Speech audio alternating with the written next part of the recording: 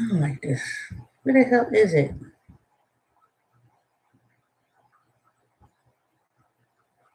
Good morning. Good morning, Lynn.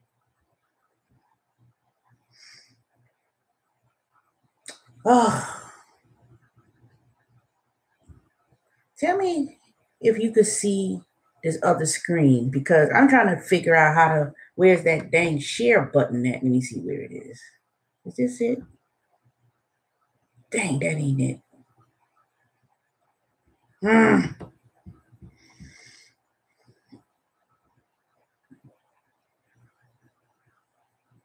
I'm trying to do my tax return and see. Tell me if you see this screen because I'm gonna click over and tell me if you see it because I can't.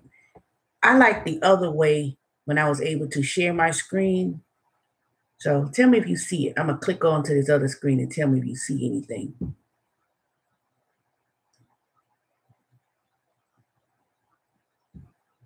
Did you see anything that has Credit Karma? Tell me if it's yes or no.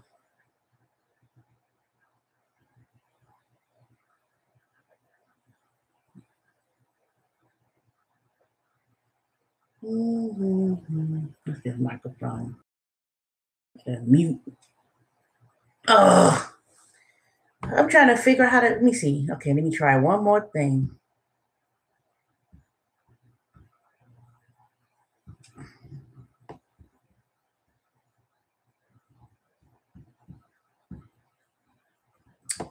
I may have to. Dang it! Somebody told me how to. All right, let me go on to the other screen. So far, without me putting any expenses. Oops, let me log on this so I don't lose nothing.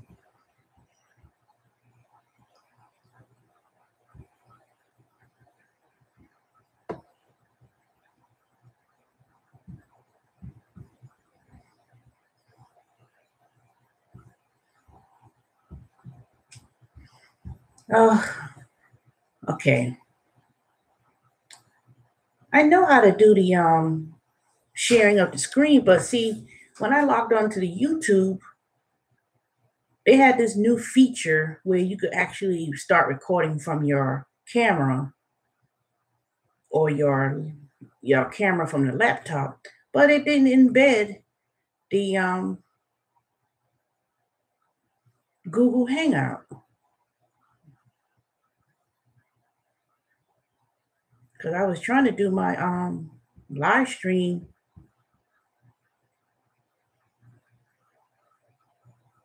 Are you available to file my taxes Monday night? Sure, I'm available Monday night.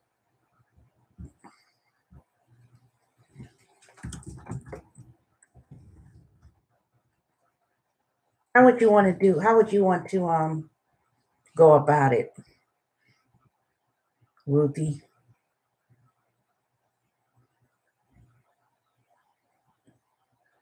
Because basically, I could either we could either meet somewhere or depends how you want to do it. Let me know. Because so far, I'm trying to do mine, and without me putting in anything from the Schedule C and anything from the losses, and I didn't even finish putting in my Uber income. Man, they talking about I'm gonna owe $5,000 of taxes, and that's like, and that's just um what I put in so far. Now, like I said, good morning, TD Star, because man, I sure wish I knew how to figure out this other. See, YouTube be trying to do too much because I know there's a way for me to log on to the Google Hangout. Let me see. Let me look on this thing real quick.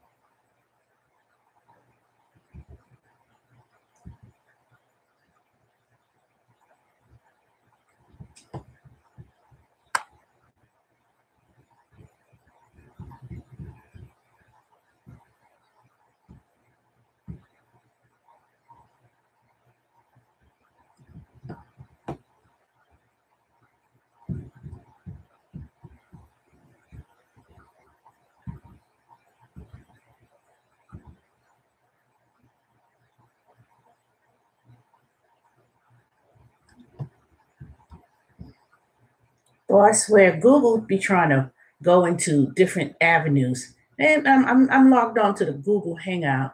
And then it pops up, do you want to look at the Google TV? No, I don't want to do Google TV. I'm about to cancel my cable and internet for AT&T.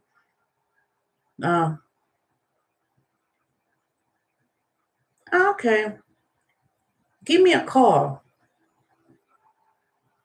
And you got my number, don't you? Because then give me a call because I'll be available that evening. And I have to, that way I could take my laptop with me and we can meet somewhere. What side of town you live on again, Ruthie?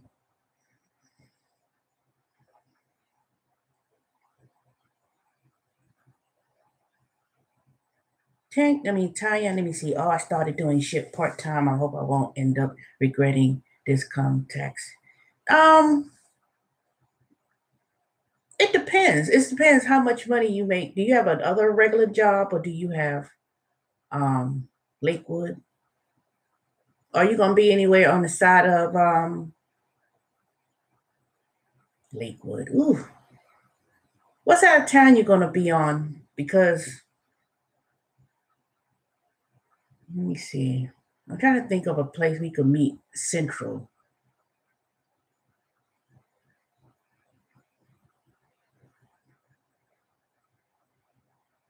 Lakewood. Let me see. Cause I'm thinking, cause see, I'll be working at my new job, and I'm gonna be. I know it's like 9:30 a.m. and they want 9, 10, 11, 12. They expect it to be there 7 hours. So we could meet at Brookhaven. I mean like not. We could meet at Brookhaven. How about an afternoon? No, because I have to work at No, we could do it in the evening still. I was saying because the library tend to close kind of early. We could meet like at some place that got like free internet, of course. Um, we could meet at Panera Bread, something like that. Because people be on there all the time. So we could do that if you want. Well, give me a call because then we could meet in the evenings. That'll be fine.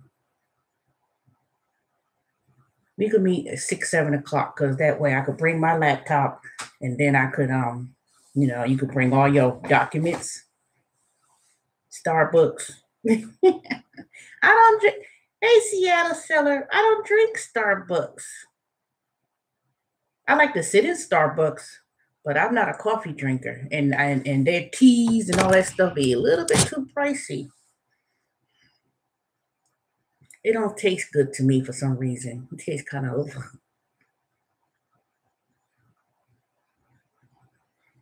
Yes, I work full time. I've been making extra since I've been doing shit on top of my full time job. Yeah, free Wi-Fi. Yeah, but see, I don't like sometimes that free Wi-Fi things be unsecure, so you don't really want to do too many things with their free Wi-Fi because people be capturing your information. But Tanya, to your question, it just depends how much you make. I've been trying to explain this to someone one time that if you make 60,000 plus a year and you do these gig jobs, um,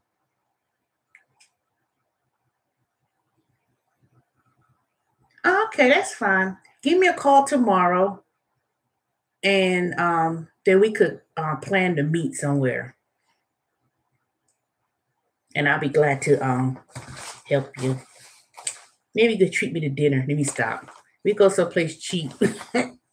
Because hey, when I get off from work, I will meet. We could meet somewhere, someplace where we can eat and use the internet too. Because I'm gonna get back in the habit of bringing my lunch and all those other things.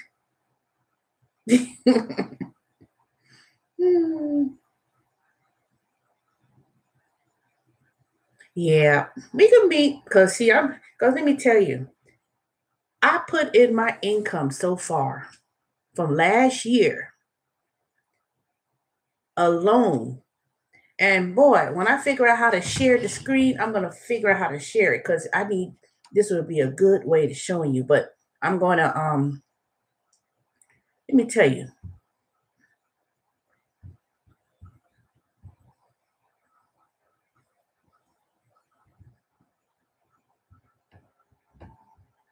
From the gig jobs alone that I did, let me see, where is that papers? I started adding up Insta Grubhub, $10,531.69 with Grubhub last year. What was the other one? Now I have to find my Uber statement because I did Uber, but I didn't do a lot. But no, this is a temp agency. I didn't work that long. Amazon. Oh, that was a W-2. Amazon 1099, because I worked at Amazon as an employee, so I get a W-2 and I will get a 1099 when I was an independent contractor. And then last year with Amazon, I made $651. And then what was that other one? Now, let me tell y'all, Instacart. When you get an Instacart 1099, let me show y'all real quick. You know that these companies go by different names. Instacart officially name is called Mabel Bear Incorporated. So I made $8,115.54 with Instacart. See, I did ship, but it was the year before last, and I didn't make that much. So now, with all of that, I made $23,000 of miscellaneous income. And then that's not even including that Uber. Once I find that Uber statement somewhere, it's somewhere in this pile of papers I got. Man, I'm gonna tell you. And this is where I've been trying to tell people. Now, if you have a regular full-time job and you're doing this on the side, make sure you adjust your tax withholdings from your regular job.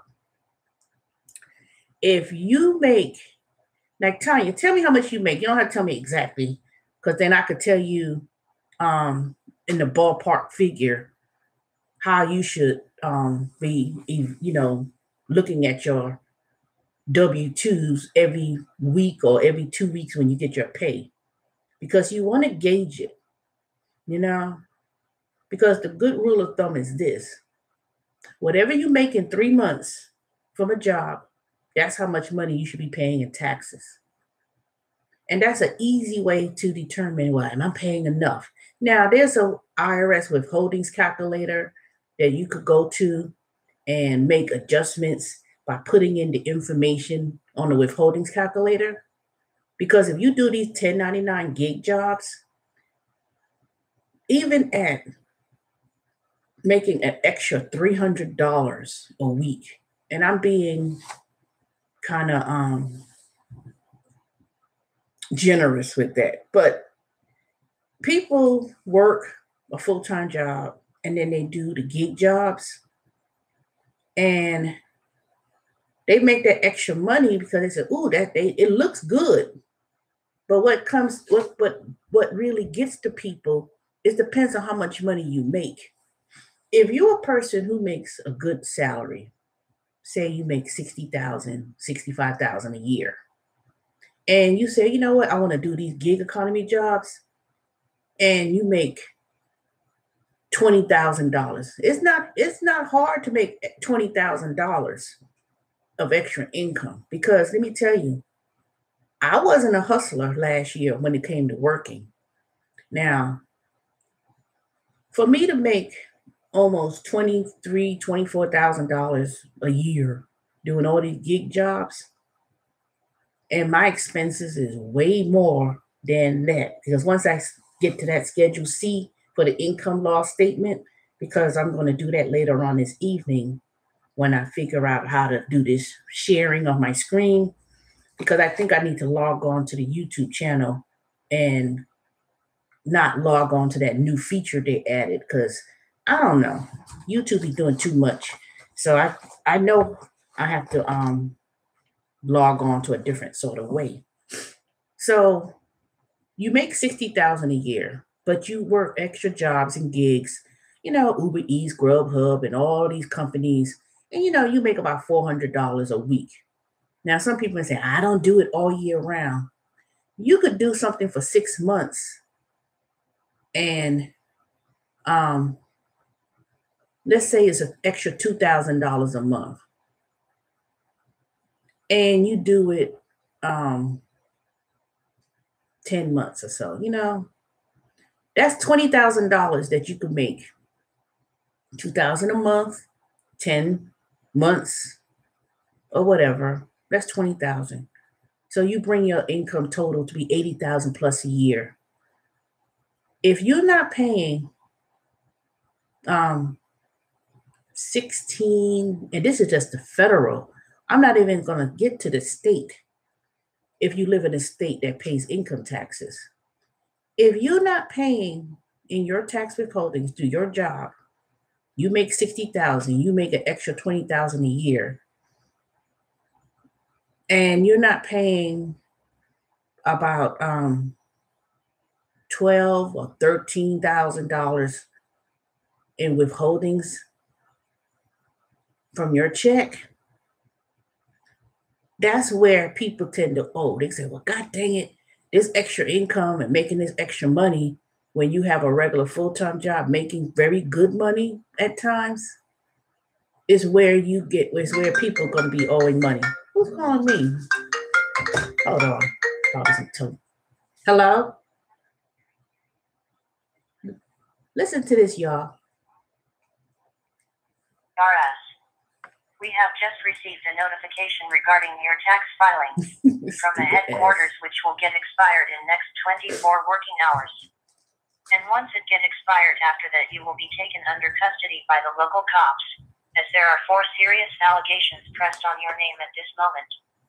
We would request you to get back to us so that we can discuss about this case before taking any legal action against you. The number to reach us is 605-277-8151. I've been getting these fucking calls all goddamn week for months. I worked at the IRS. This is a scam. When it gets closer to tax season, you're going to get these messages from someone, we're going to take you into custody. You know what? Now I'm about to fuck with them. Excuse my language. I'm about to call this number and I'm going to curse their asses out. And I'm going to play with them. Oh, I got a call. Let me give you some information. My number is 000000000. And let it be known that you are calling a federal agent, and I will be reporting you to the FBI. Why would you I've been getting these calls all week. Please, please, please, please. Now I know some of y'all, all my subscribers, I know y'all smart enough to not fall for that game. But unfortunately, there are some people who don't know better. Nobody, even despite that there may be public service announcements. Well, it's not really public service announcement all over the country, but there's been notification about scams going on. Don't fall for it. Don't fall for it. See, now I'm gonna mess with y'all. Let me call this dang number. And they're gonna be some foreign person all up in the fucking country. I'm gonna be a damn terrorist, and I'm gonna say, I know where you at. I'm gonna walk up in there with the federal, with the FBI. Listen to this crap.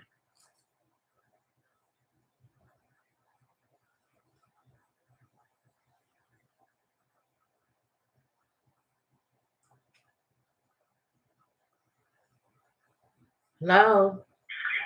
Legal Affairs, United States Treasury Department. How can I help you? Let it be known that you just called a federal agent, and I'll be reporting you to the FBI. I'm calling. Yes, I am. Yes, I am. Yes. Fuck you. And you keep calling me up. See, now see what they did?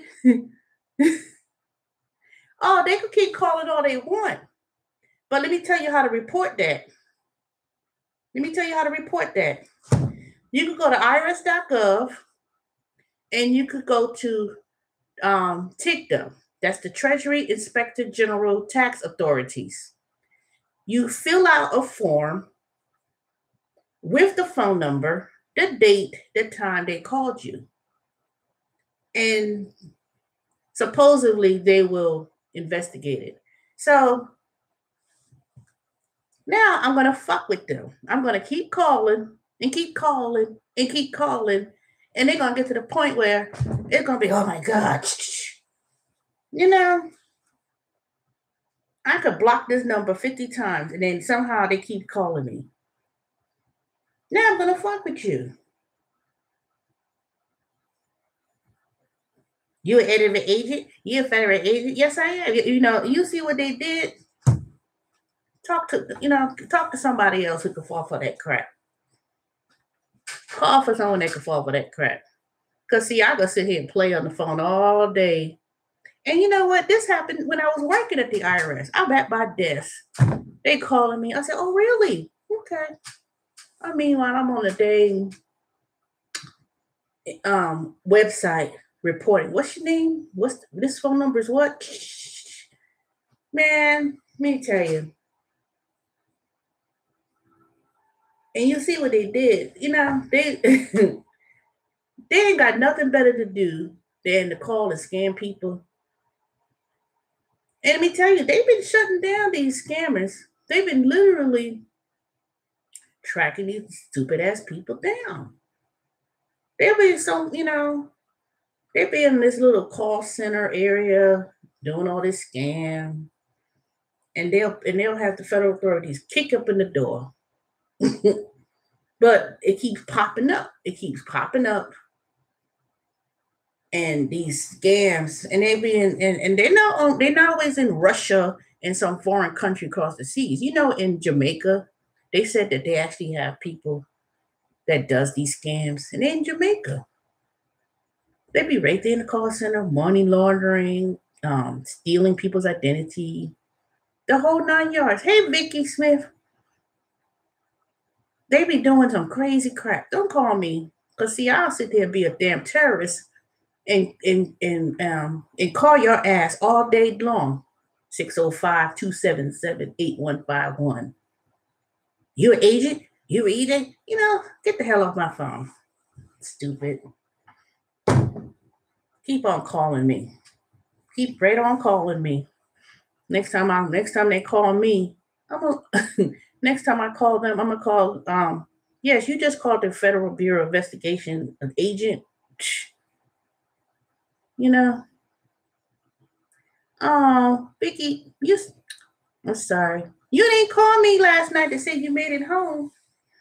I tell you I was up.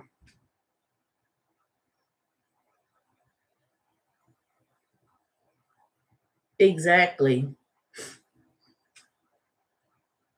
Just like I was telling people a few years ago, there used to be this commercial. It was these black guys, and they was talking about what were their names?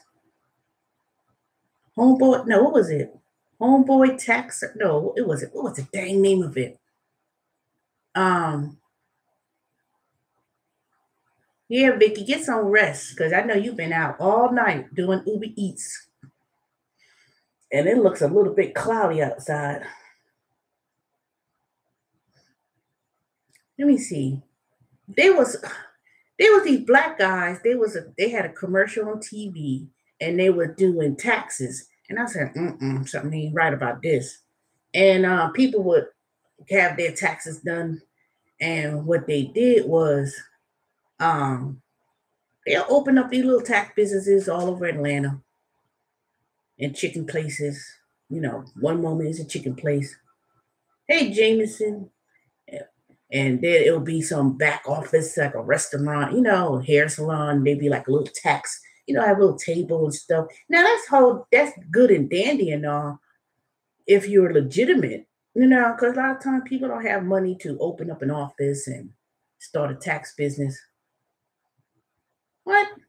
Oh yeah, you did start your new job. Good. I know who I could go to get me a discount when I need me some new when I need me a car battery or something. You can give me the hookup. I'll pay you. You just, I'll let you get nice and comfortable, and then I'm gonna go right on down to that AutoZone, right down at Lawrenceville. So when you see me one day, I'm gonna wait till you get nice and settled, and I'm gonna drop in there one weekend. And I'll be like, then you can help me. But yeah, so they went to Florida and opened up some kind of tax scam, and then it turned around. They were doing identity theft. They were stealing people's information, selling it to whomever. Let me see. I don't understand why I'm not getting orders today. I started doing Uber at 10 this morning. What? What area of town you say you in, Ruthie?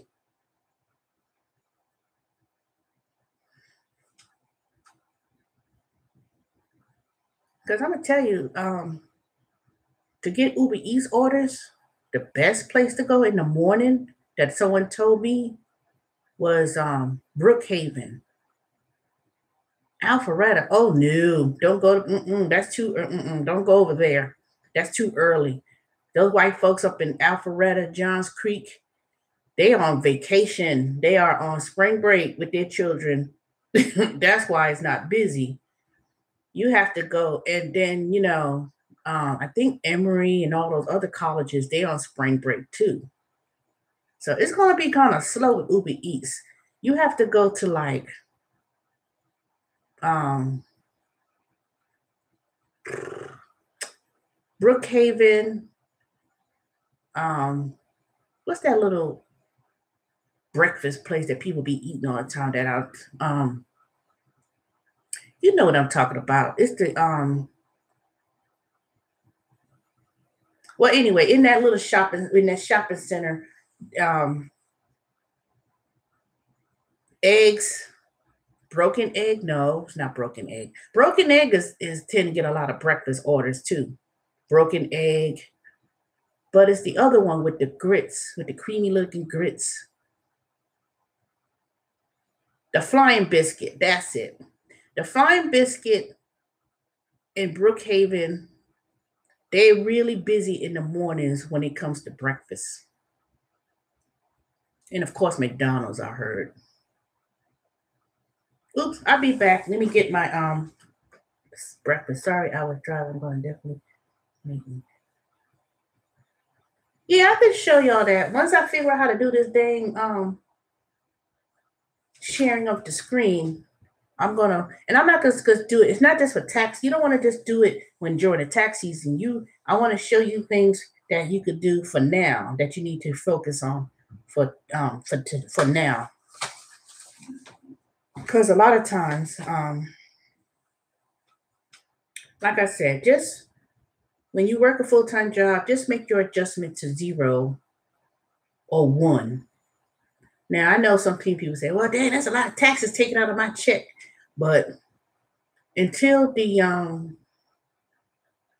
make the adjustments for the new tax laws, because when you're working, the first $10,000 is gonna be you won't have to pay taxes, but that's next year. I don't want to overwhelm too much about what the new tax laws and everything else, but when it comes to income, how are you liking SHIP so far? Yeah, it's a big ouch, but the next, Trump claims that the new tax laws is supposed to reduce people's taxes. So rather than if you was in the 30% bracket this year, next year your taxes are supposed to be going down to extra 10%. And then they're supposed to double up on the standard deductions, which eliminates the exemptions. And I was like, that doesn't really help anything. It seems like you're gonna pay more. If you're in a higher tax rate bracket or high tax and that higher income, and you pay property taxes like I do, where it's going to be limited, but certain states it's going to hurt them. That's going to hurt people in some regards, but you're supposed to expect to see a tax savings, which I guess maybe because it's Trump, everybody's like, I don't believe it. I don't know, but if you're an independent contractor or business, you have to kind of hold on a second. I got something on the dang stove.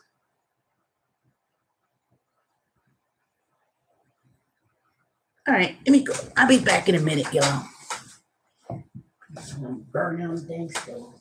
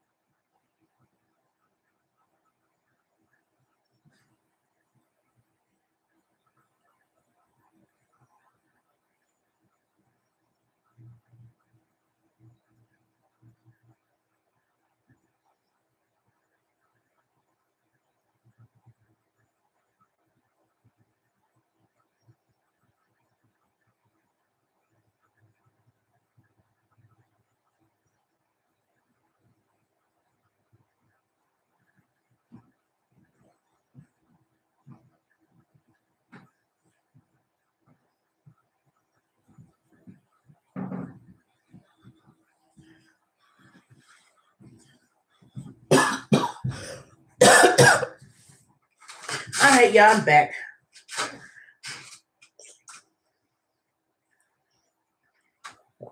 Ooh, I'm eating a boiled eggs.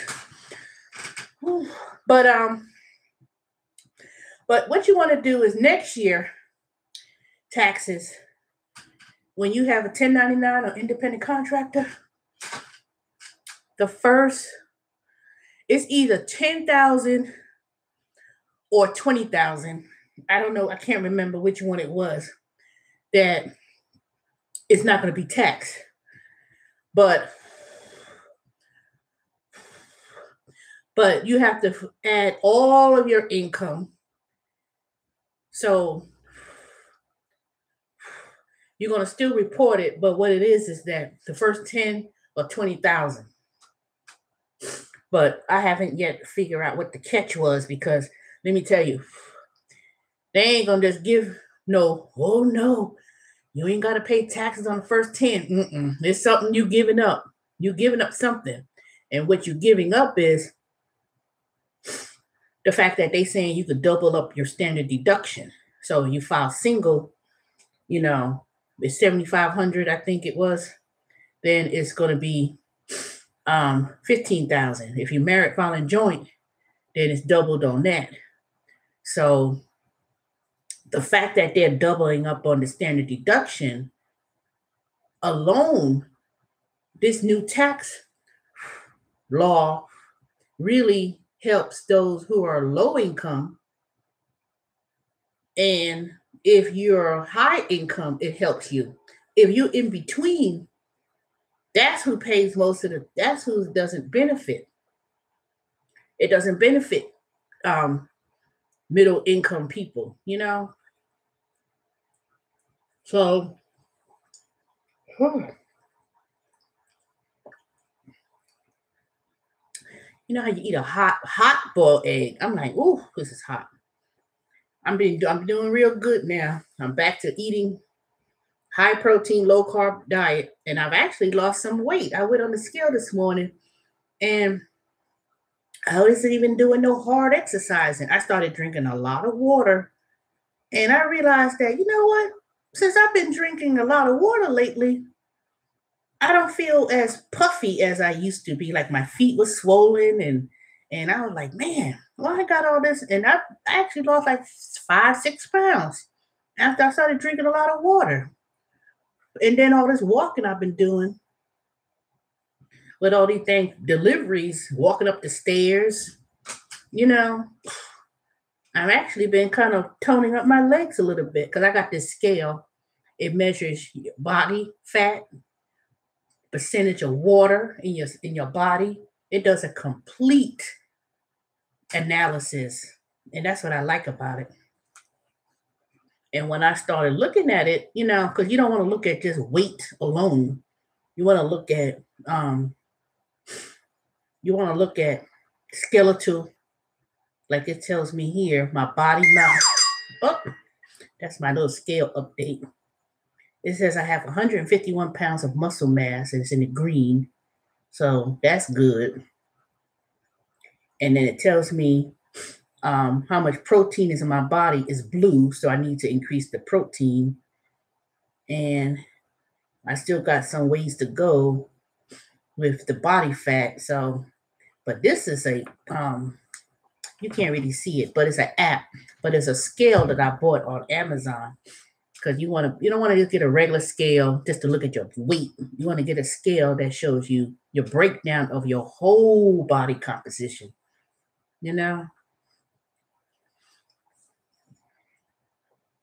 So if I'm dehydrated and I get on the scale and then I look on the app, it will tell me your body level doesn't have enough water.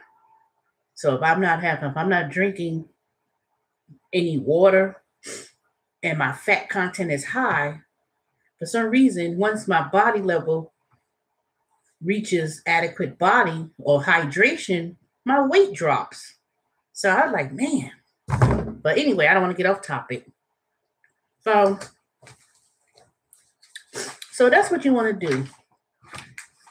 So what I'm going to be doing later on this evening, because I'm going to do what I'm going to do today. I don't know. Uber Eats may be kind of slow on a Saturday. It's too early. See, here's the thing. A lot of people, I'm telling you, when you go to when you do Uber Eats near Alpharetta, they're not as busy because all those kids be going to the baseball practices, swimming lessons, and all those things on the weekends, and they be out and about all morning and afternoon. Because so, the name of the scale is WinPro. RENPHO. I bought it from Amazon. It cost like $19.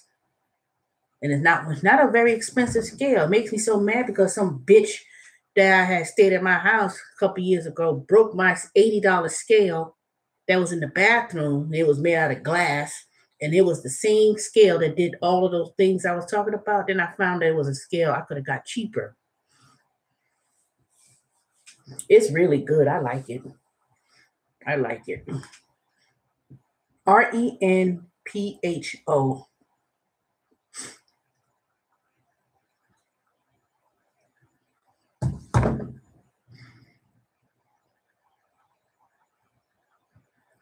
They want you to block out certain. Yeah.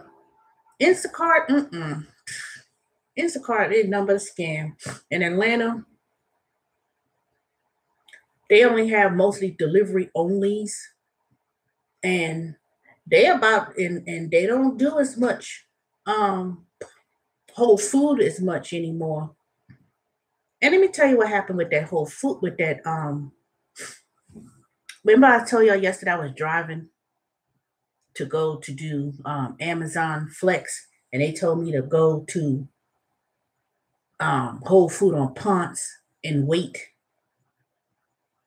until I get an order. When I get there, I hit arrive and the thing went away because I was supposed to have been there between 6:35 and I got there maybe about 10 minutes late. I should have never took the order in the first place because I said I should have known I wasn't going to get there if I was in Stone Mountain at 6:20 and think that I was going to get all the way down to Midtown in 15 minutes, you know?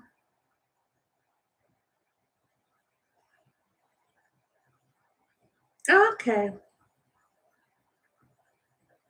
Well, that's good. But yeah, so when I got there, it went away. And I was like, God dang it. So I did I turned on the app to do Uber Eats, and then I turned on the Ziffy app. And I wasn't getting any ping for Uber Eats. And I said, okay, I'm gonna turn it off. I ain't getting no requests. And that was strange because the minute you get into Midtown and downtown, all of a sudden you get Uber Eats. And I didn't get any Uber Eats requests. I turned it off. I turned on Ziffy. And at first I wasn't getting anything. And as I was driving back towards um driving away from Midtown and Ponce, I get an order for Ziffy. And I didn't hear that little, they changed the app. It's been months since I did Ziffy. So when I did Ziffy, I got an order Caroline Road, which is off of Moreland Avenue, picked up the food, dropped it off. And that one order for Ziffy was $11 and 30 something cent. And that included the $7 and something cent tip the customer gave me. So I was like, oh, that's good. Then I get another order for Ziffy, but it was a Chow Now order. And I was like, hell no. And then they wanted me to then they was directing me to go to West Peachtree Street. Now I could have went and got to pick up the order, but I had already turned off the app because I decided I was gonna go back home to Stone Mountain area and do Uber Eats. So I ended up doing um picked up one Uber Eats order, which was 1.4 to Outback Steakhouse, dropped that off, and went on back home. So I only did two Uber Eats orders yesterday, and I got that one Ziffy order. And then I got all these things, Amazon Flex. I was so slow in hitting the acceptance. I had got three different things that popped up, and I missed all of them. It was wanting me to go to Lawrenceville to pick up Amazon Prime, which was at, I want to say Sprouts, because you know they Amazon Flex, they do grocery pickups for you could be either going to Whole Food, you could either go to Sprouts, you could be going to I think that's it. But there may be some others, but I don't know because I haven't really picked up a grocery thing for Amazon yet. But they're about to take over Whole Food from Instacart. Instacart does um, Whole Food, and I'm seeing maybe very little people doing Instacart at the Whole Foods. I still see them in there, but they about to be phased out real soon once their contract is formally expired with Amazon, because Amazon's going to have their own grocery people to do the groceries pickup, and I won't be surprised if they do food grocery shopping too. I won't be surprised. I won't be shocked if they do that. I could see them doing that, but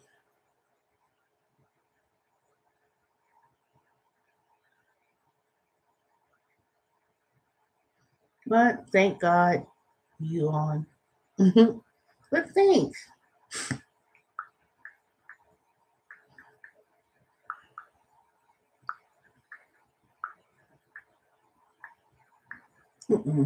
Try to log on to my one of these Amazon apps and see. Yeah, I did ship. I did ship almost 2 years ago around Thanksgiving, right before the holiday.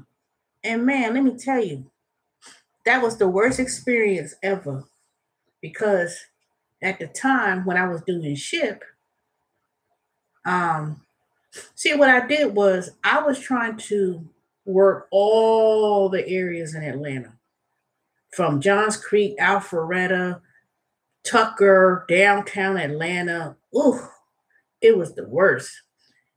I wake up at 5, 6 o'clock in the morning to go to the Publix when they first open up and do a delivery shop, drop off groceries to people that needed it by 9 o'clock in the morning. I said, well, how the hell are they going to inspect the groceries at 9 o'clock and Publix ain't open till 7? So I go to the Publix that they want you to go to, and I went there, do the shopping. And they would now was and this let me tell you how it was how Ship really worked. Ship gave me all these orders and they would say, oh, we got a bonus for $15 if you do this shop because it was already late. And even though it was already late, they needed to get shopped. So I'll take it, but I said, oh, there's a bonus. But the customer, my groceries supposed to be here at such a time, even though you picked up the order that somebody else didn't do, or they were so late. Ship never contacts the customer to apologize, to let them know of the issue. So when you show up at the person's house at 7, 8, 9 o'clock at night, these entitled rich people, because most of them that was using the service, they got some money. They actually expect you. Yeah, they make you look bad. And then when you tell them about it, well, just apologize to the customer. You sitting up all the way in San Francisco in a call center getting paid, and you don't even inform the customer that there will be delays and everything else, and then the customer rates you badly, and they expect you to fix the problem that they caused. And so literally I was doing a lot of hours with Ship. I was driving a lot of miles, let me tell you. Because you could say, you know what, I'm just going to do this one area, Tucker. And then you may be sitting there waiting, and then you may not get any orders. But they have these metro orders they had more metro orders than they had the zone that you may be wanting to work that particular day. I'll be sleeping at night and I'll get a ping. Oh, there's a $300 grocery shop that needs to be done in Johns Creek. And I'll be looking at it. I said, oh man, $300, and I'll take it. So it was like they were taking you all over the place. I've been all over the world in Atlanta with Ship. I thought I was doing Uber people all over again. And when it was all said and done, I may get $700, but I worked almost 75, 80 hours for that. So it wasn't worth it. It wasn't worth it. Because the minute they tag you as a person who is a full-time person who do it, they will run you to death. I've been in areas where exactly they lie about their pay estimate. When you finish at the end of the day, you were like, what? That's it? $25 for $300 worth of groceries? Mm-mm.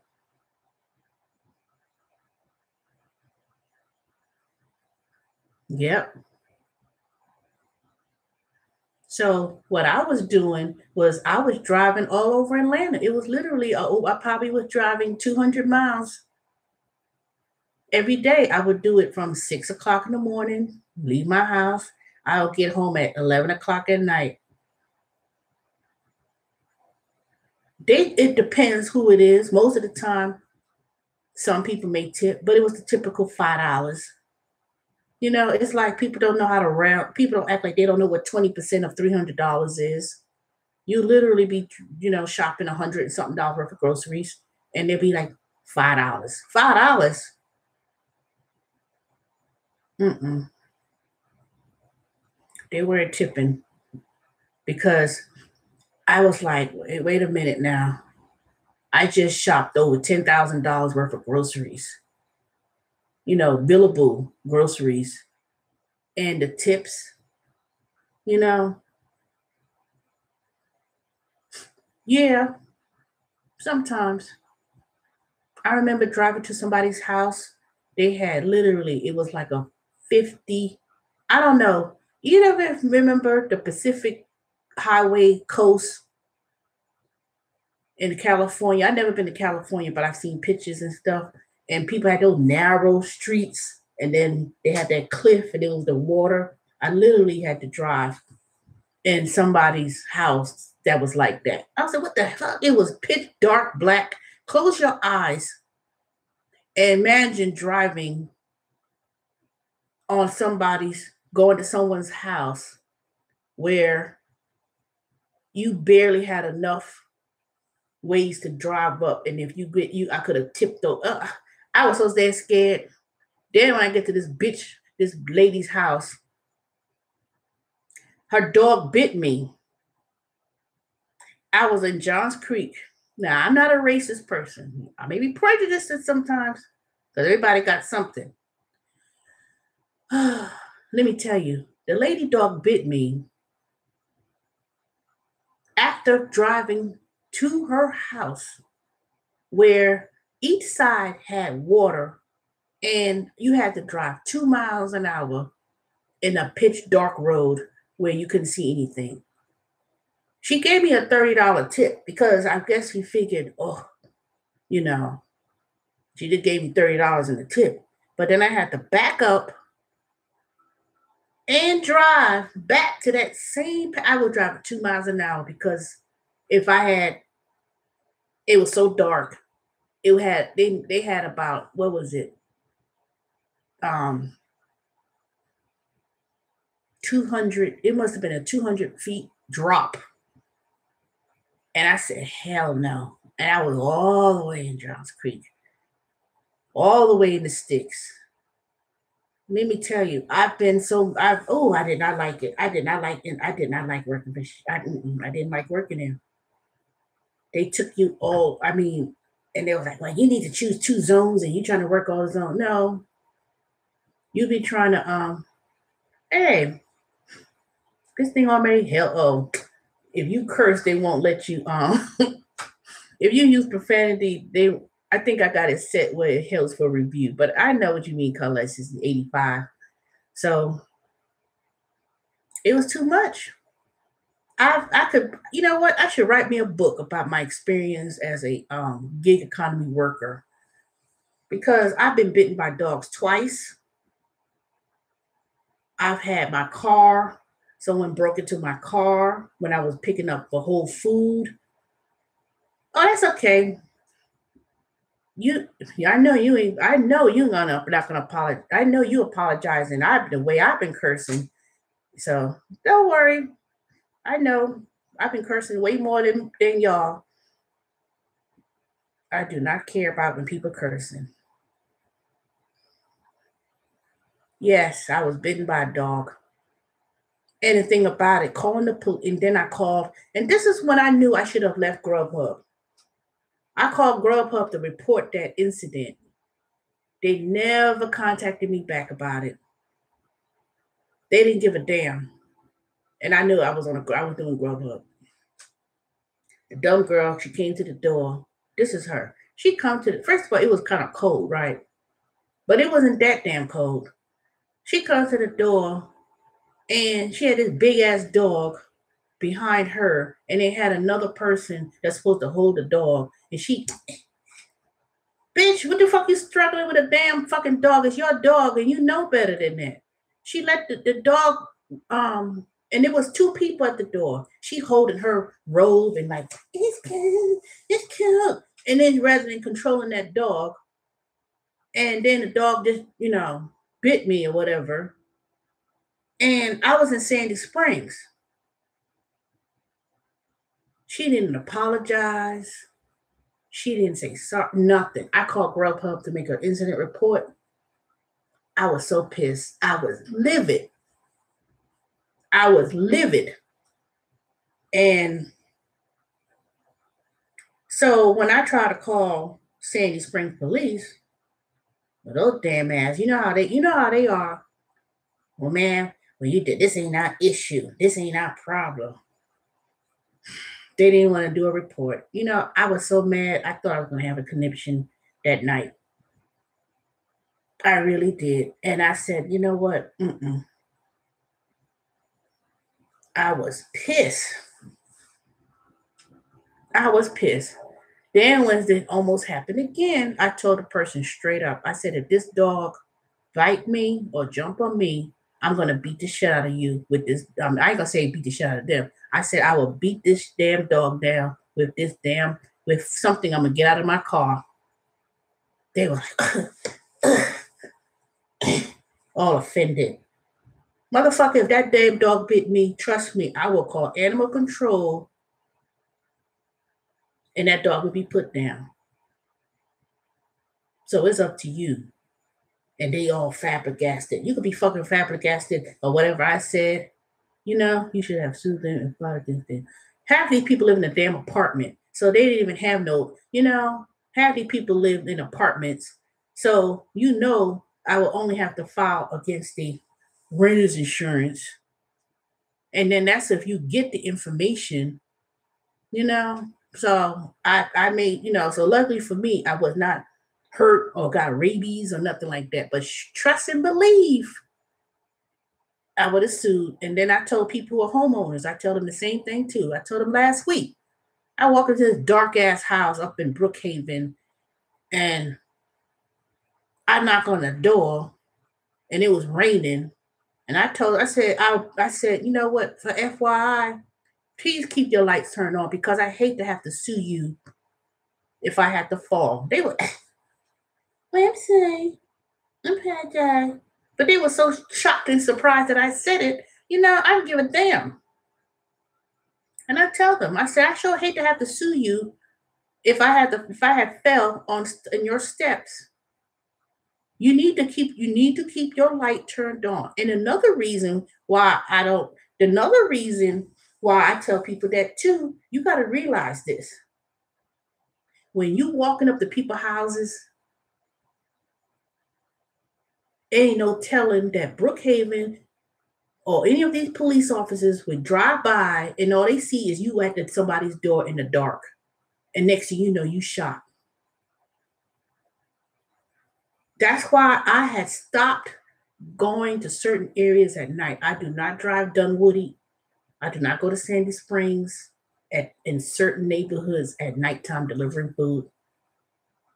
They have their private patrol cars. When you drive into certain neighborhoods, you see private patrol cars. All they do is drive around, and if they see the Cobb County tag and you in Sandy Springs, they say, what that nigga doing around in this neighborhood? And they be trailing you. You know how many times I've been trailed out of neighborhoods in Dunwoody? I'm not talking about the apartment side of Dunwoody. I'm talking about in the deep of those $100 million homes and areas. They don't be waiting for no dang Atlanta police and Johns Creek police and all that stuff. They got their own private security. And that's all they do. They drive around and all they see is somebody parked, going up to somebody's house, walking away, and you standing there in the dark, in a dark ass neighborhood, with a bag at 10, 11 o'clock at night. They were like, what the hell are you doing over here? And trust me, I've seen it. I've experienced it. I even got stopped by Johns Creek police when I was doing Instacart or Ship or one of those two. It was one of those two And I was driving around there, dropping off somebody groceries. I was driving, driving while black. And I was, went on the speed limit, everything. I put on my signal light to turn to the next lane. He turned in the next lane too. The minute I turned my signal light, he come putting the flash and the lights on, stopping me. I said, excuse me, what is there a reason why you stopped me? He trying to make up something. I'm like, no, and I didn't get belligerent, and I ain't gonna be no coon neither. So I was like, okay, sir. So he looking in the flashlight, looking in the back. Well, what's in the back? What's in the back seat? I said, groceries. I said, I do. I said, what are you doing around here? You live around here? And I showed him my driver's license. I live in Stone Mountain. I'm all the way in Johns Creek, all up in the dang country club area. And then he saw the groceries and stuff. And I told him I do food delivery. And I said, I do Uber, blah, blah, blah. He said, okay. So he let me go. He said, okay, thank you. Have a good day. See, if I had responded in a certain kind of way, acting all niggerish and be like, well, what you stop me for? And get confrontational. Get out the car. Get out the car, man. Can you get out the car? Exactly. And let me say, so when you shop for people and they don't like to go see what happens, I keep it and keep it moving and moving on and take that groceries right on home.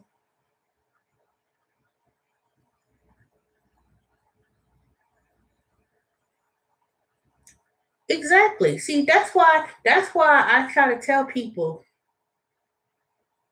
I don't go to certain areas. I don't give a damn because see, all the lights turned down and all this stuff. I'm like, See, that's why if you're gonna do Uber Eats and Grubhub or whatever at night, I'm calling right from the house, right from the car. No, he had no reason to keep me, but let me tell you, I still live in the South, and they can't take no chances like that.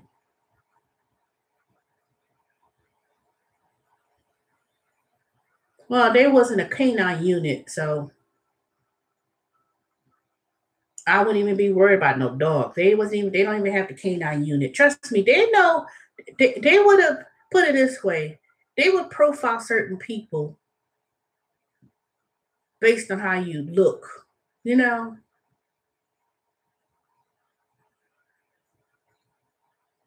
But you know what? It happens more in the north too. It happens more in the north too.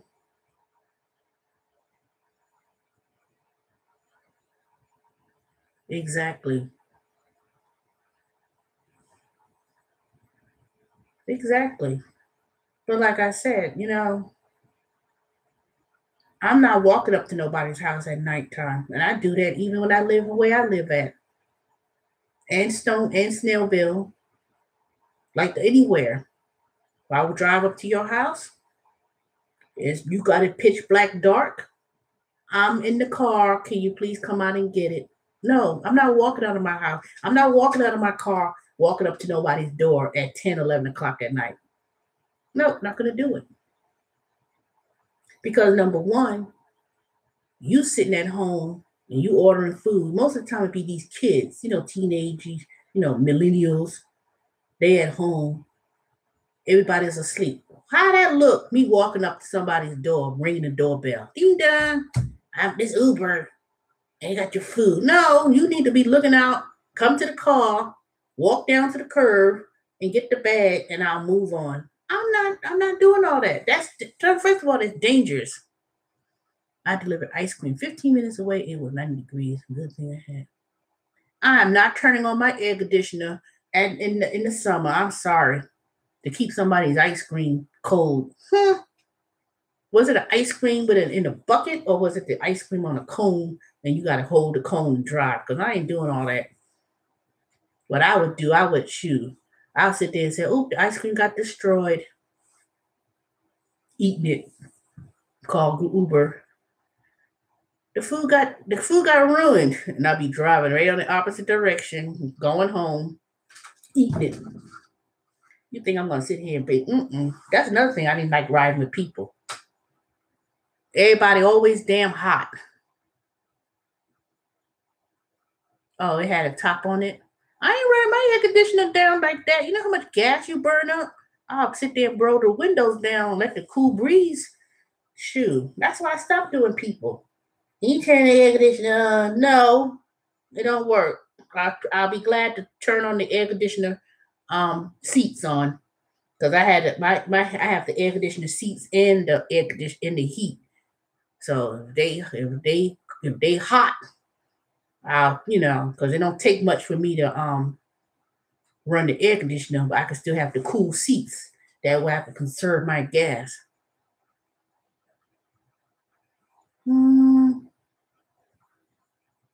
Well, I guess that's different. But it's been, I probably would turn, well, I don't know. I'm just saying, it depends. If I'm driving and stuff, I'll roll the window down, let the cool breeze run through. Because ain't nothing get hotter than Atlanta. I could tell you. It could be hot in Atlanta like it ain't no tomorrow.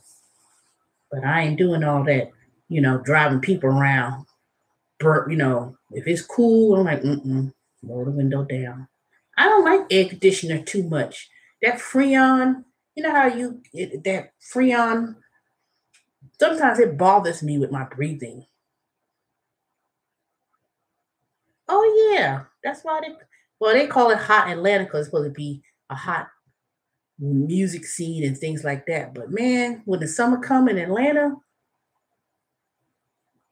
it could be quite uncomfortable.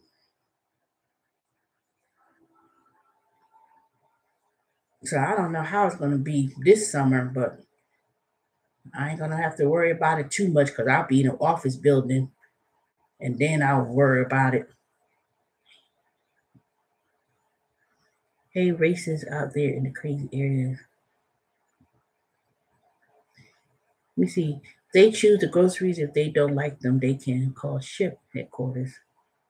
Yeah, and let me tell you, I didn't have as much problems with ship, but that Instacart, how you gonna sit there and tell a lie that you didn't get 5, 6, 7 cases of beverages and water that was left on your steps, especially when you took a picture of it in front of the door and send a picture, but they swear up and down they didn't get this and this was not right and they didn't, lying.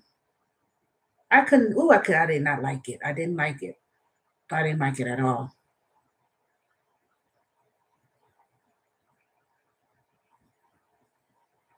Okay. Oh, that's good.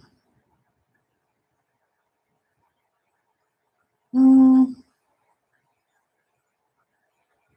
I don't recommend Ship or I recommend Instacart, in my opinion. Yep, Instacart customers, they love to scam. They will scam and claim they didn't get this.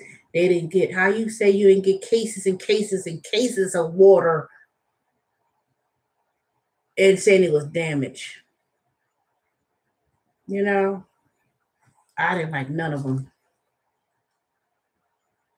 And then the rates are so low for Instacart.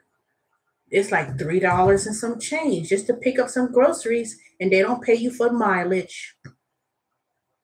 They don't pay you for how I've never done Amazon Fresh. I'm on the Amazon platform, but I have never yet picked up anything from Amazon Fresh. And then I think I had got one yesterday when I was driving back home. And a minute before I could hit accept, somebody already took it. But I've never done Amazon Fresh. I've done the Amazon restaurant, picking up the food. I've done, of course, the packages. But every time I get Amazon Fresh and they get busy, I was doing focusing on Grubhub. So I've been saying, oh no, I'm doing Grubhub, and I would get requests because they got this new thing where it's on demand. the rates went from $10.75 to $8.75. Amazon restaurants pretty good. See, Amazon restaurants, you don't know what you'll get for that order though. That's the only thing about it. Because say, and it'll be the same restaurants that Uber Eats, Grubhub, DoorDash does. So say I get an Amazon restaurant request to pick up, it would say a range. Sometimes it would say the range is going to be between $11 and $14. It'll never tell you exactly how much you'll get, and it will say tips pending. So 24 hours, if the customer leaves a tip, then it'll show up the next day. But so far, I've gotten, let me look. When I've done an Amazon, and I will only pick up like maybe one order because I'll be so, I don't know, because I can't tell if they tipped or not. Because when I get the, when they process that payment the next day, it will show up. So like one day I did an Amazon. I'm gonna show you. I did a delivery. I guess it was been food, and I got paid $8 for it. Another one I did, it was $10. And then I did another one, it paid me $24, and that was only one order. I didn't do a whole lot of orders. So one time I picked up an order, I got $22.25. Another one was $11.99. So Amazon restaurants, it never tells you if you got a tip when you picked up the food. It would just tell you a range. So I assume that they tip because like this one that says $22.25. I wouldn't necessarily, they wouldn't pay in such odd numbers like that. So, but the ones that was $10 and $14, they probably didn't tip. $8, they probably didn't tip. But usually it's like a small plate. I'm not going anywhere, you know. So Amazon restaurants, once it really starts to pick up, I would say they probably going to pay about the same as all the rest of them. And the quality of the restaurant you go to. Because I know that if I go to a very high end restaurant and I drop off the food, it tends to be higher. They said this order is going to pay $22, between $22 and $30. Oh, Amazon restaurant is just like Uber Eats and Grubhub and DoorDash. It's just that people could order food just like they would do with Uber Eats, and it's just Amazon is picking it up.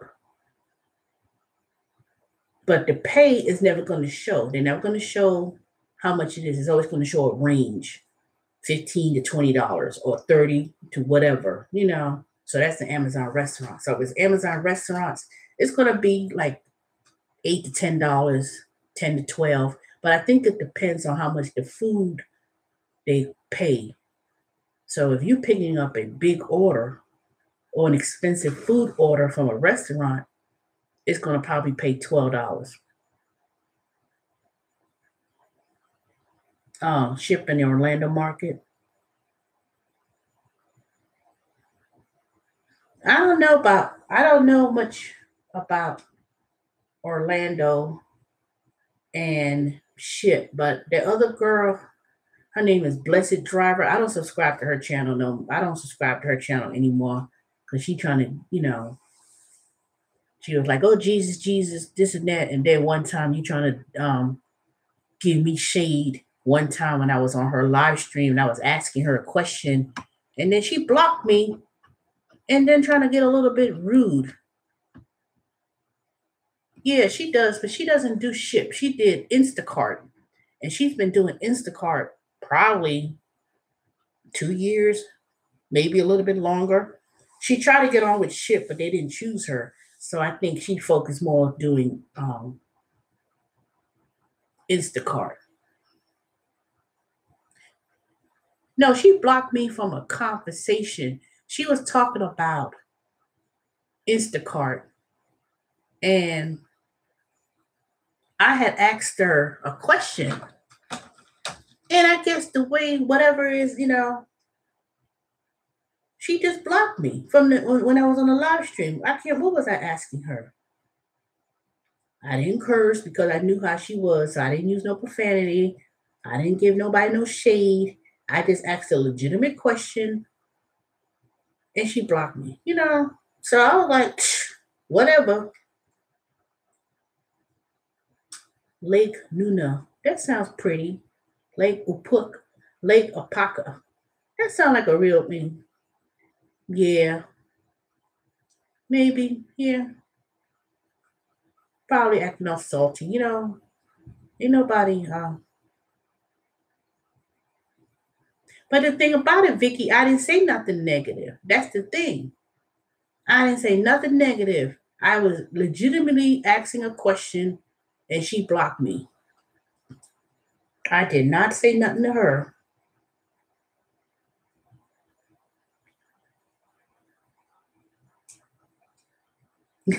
Crime Hills. That's funny.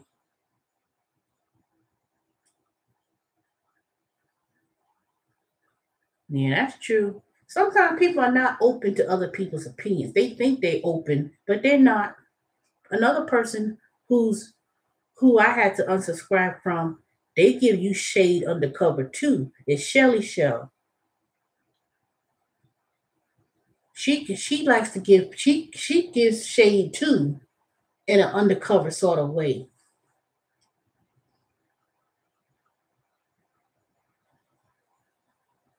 You know, I don't like when people do that. Crime Hills. That's funny. Crime Hills.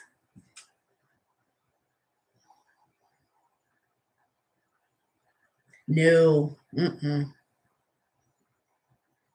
Nope. I don't see a whole lot of white girls or white women talk too much about Instacart or Grubhub or YouTube. I see some, but it's this one girl. She's in Chicago. Driver. What's her name? She's real nice. I could tell. I could tell she got that Chicago kind of accent. She's real nice. I like her. I can't remember. You said it used to be nice in the '80s, but not anymore. Females must get a lot of more tips than men. That may be true. I don't see too many men doing grocery shopping. I don't see too many men doing grocery shopping. But let me tell you, I came across another opportunity, which was Allstate um, roadside assistance. They looking for people, but um, I had applied, and I was supposed to go to the webinar series and stuff, and I keep missing it. And I was like, you know what? I don't want to do no dang roadside assistance.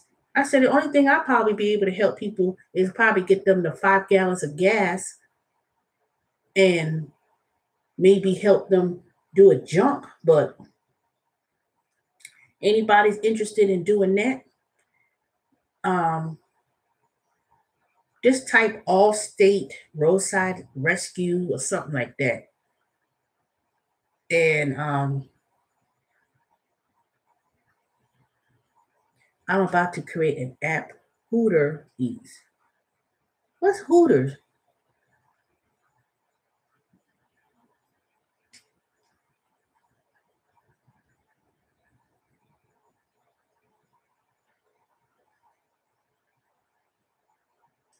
you know, getting tips. It all depends. Like I said, it all depends. I wanted to do that cruise around my birthday, November. 18th, but I don't know if anybody will want to do it.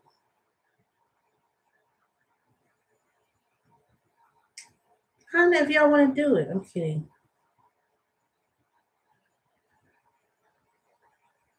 You know what, Colosi? 85. I'm gonna call you 85. You know darn well that somebody's gonna steal that idea and make millions of dollars. Don't always laugh about stuff like that because that might be a great idea. Don't over. I'm telling you.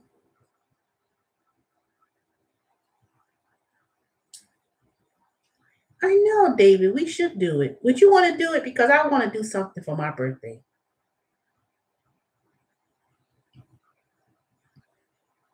Send me an email, David, because I want to do something. I want to celebrate my 50th birthday. I do not want to be not celebrated, even if it's after November and before I turn 51 the following year. I want to truly celebrate my 50th birthday. I deserve to have a birthday party. I was thinking about doing a birthday party at first, but I was like, man, I don't want to do no birthday party because I got to finance it myself and do all the food and do all the other things. You want to be 44? Oh, you got a long ways to go. I don't know. I'm trying to think of what is a good port to leave out of that's going to be feasible for people to get to. And, because I don't want it to be expensive for anybody who has to go the furthest to go. Probably Miami might be a good one. Miami might be a good destination to leave out of. But I do want to do it.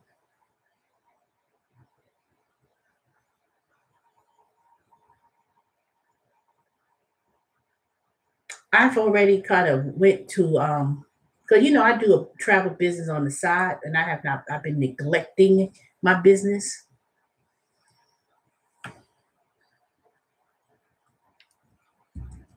But I'm gonna put my site on here.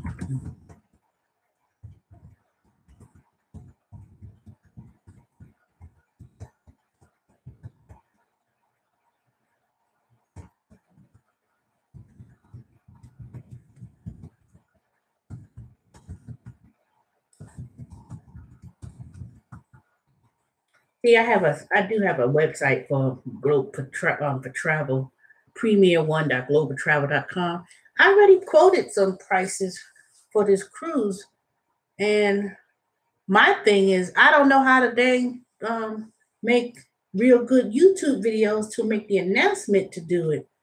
So I'm going to do it. Let me see. Let me tell you the reason why I really haven't been planning my trip or birthday cruise is because my grandmother's birthday, where we are planning this big 90th birthday celebration for my grandmother in South Carolina.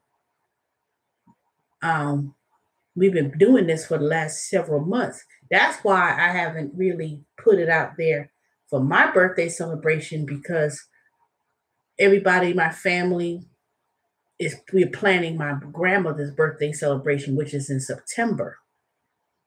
And because of that, how do you do with your travel business?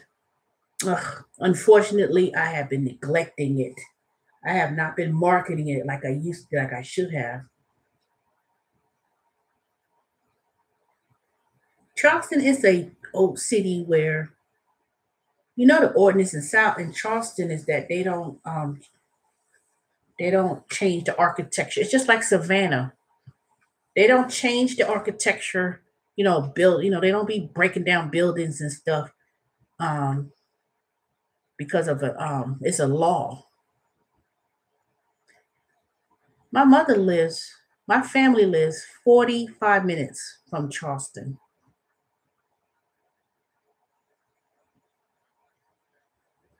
Oh, but that's everywhere you go, unfortunately. That's everywhere you go. and the way they've been acting, and I don't know. To me, you have to kind of like either learn to ignore it, say, you know what, I'm not going to patronize or spend my money anywhere that's not welcomed. Because if they could do it to Oprah, who's worth billions of dollars, and she was in this foreign country, they didn't want to sell her a Louis Vuitton bag. If they could do it to Oprah and they act, can you imagine little peons like us who ain't got no money? So,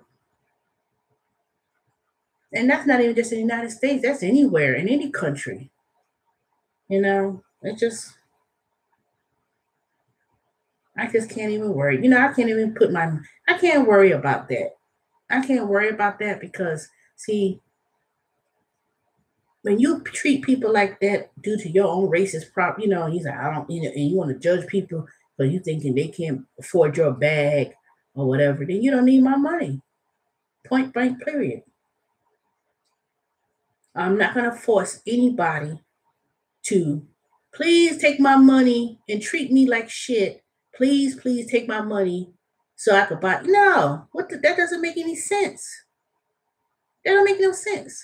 That's why I told Grubhub to kiss my fucking ass a few days ago. And I said, you can take your contract because you're not going to talk to me and you're not going to be looking down on me. And I'm not going to sit here, be disturbed at 10, 11 o'clock. We need drivers. 10 o'clock at night, y'all blowing up my phone talking about in a text message, you need drivers. She wants to go to Chili's. Chili back. See, now you're going to make me want to go to Chili's.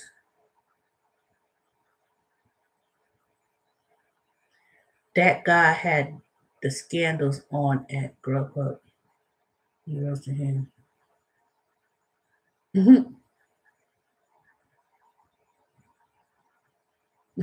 Oh, you mean sandals? Yes, stupid ass. Mark Matthew Hathaway, or whatever the hell your last name is. So I'm not gonna free dessert coupon.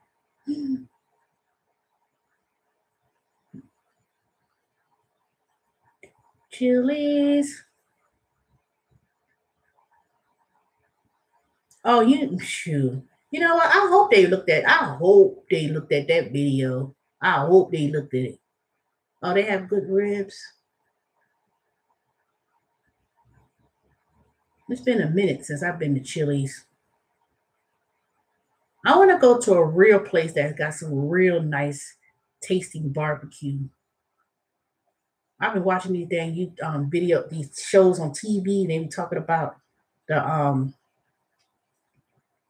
ribs and all that. I was like, dang, where the hell are these places at? Really? They got smoked wings?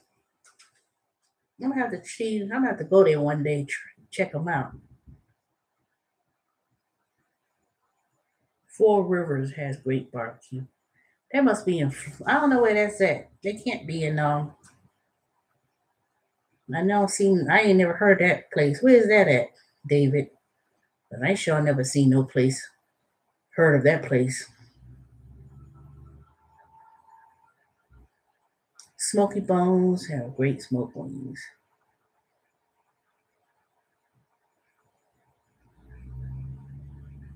What? I'm gonna write that down.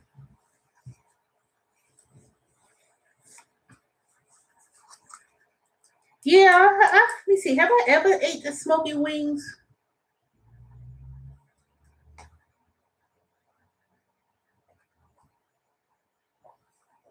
I'm gonna make me go be hungry. You told me about that Texas Roadhouse one time. They got one in Snellville.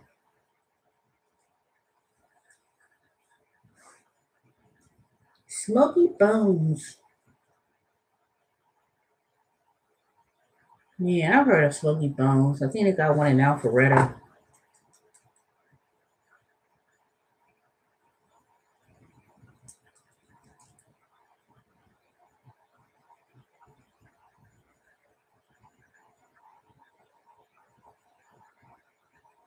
Cheddar's. I think I've been to Cheddar's. I think I've been to Cheddar's when I went. Yeah, I've been to Cheddar's before.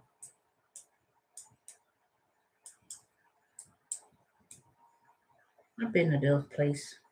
I've been to Cheddar's. It was a while back.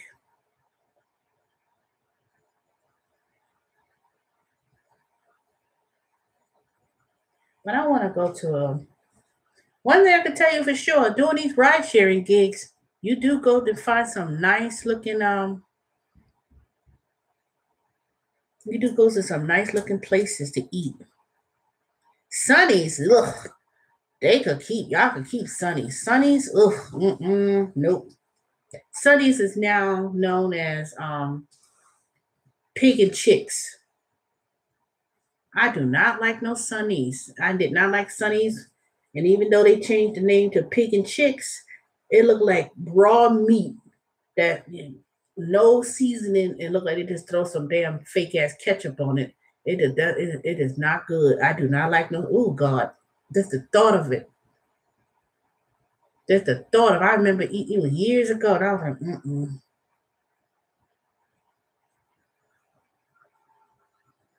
Yes, it is that nasty.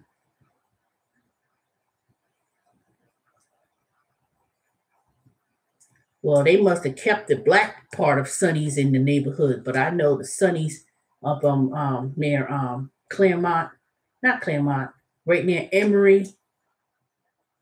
That used to be a Sonny's right there at that corner, and they changed it to Pig and Chicks. So, and they used to have a Sonny's in they used to have a Sonny's in Cracker Barrel. Only thing good about Cracker Barrel,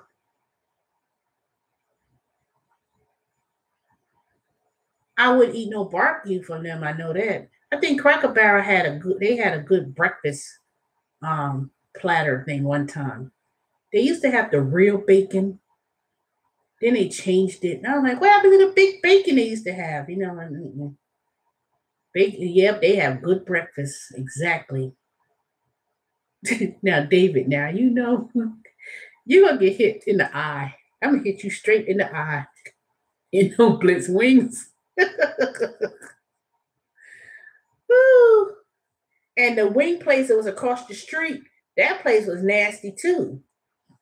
And across the street, next to the gas station, that's where the Blitz Wings was. And then across the street was another wing place. Man, you're making me hungry. And the only thing I had was two boiled eggs. I'm trying to stop eating Chick-fil-A. I've been eating I got one free Chick-fil-A on my app to get a free wafer fry.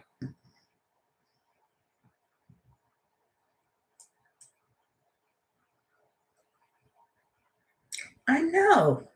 If I see another damn wing place in Atlanta, I'ma scream. I'm like, God dog.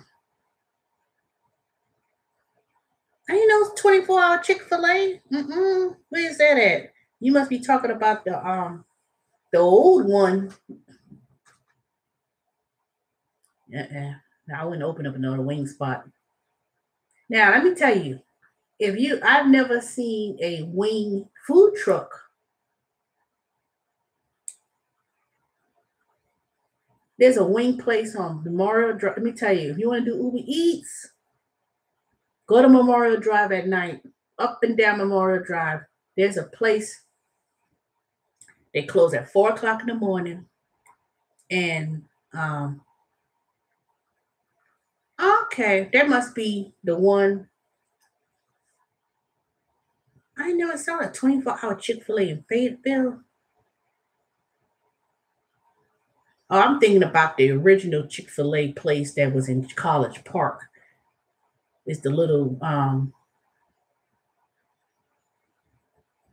it's the one with the little Dorf house. That's what it was. It was a Dorf house. And it was the yeah, that's the one right there. And I heard that they have a breakfast buffet at Chick-fil-A that you can go to and buy, you can eat breakfast buffet chicken set on the chicken, the scrambled eggs, biscuit. Yep. I think I've been to I passed by there a lot, but I heard they have a breakfast buffet.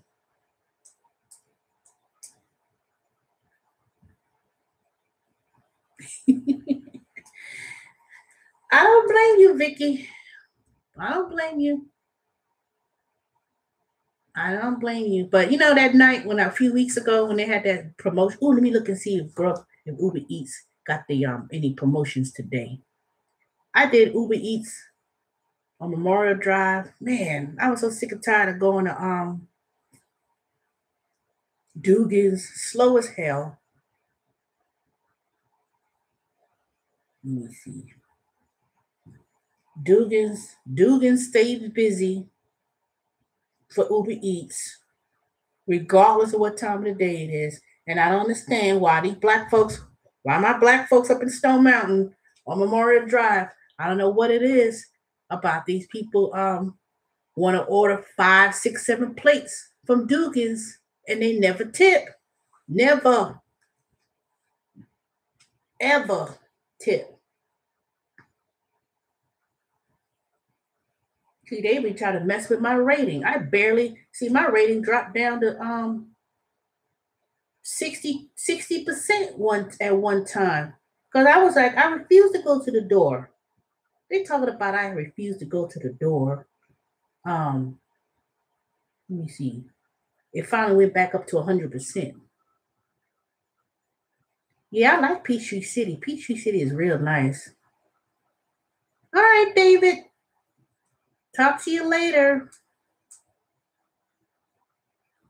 Well, you know what, Carlos 85. I don't know why people are starting to order KFC from Grubhub and then Wendy's from DoorDash. I tried to go to Wendy's yesterday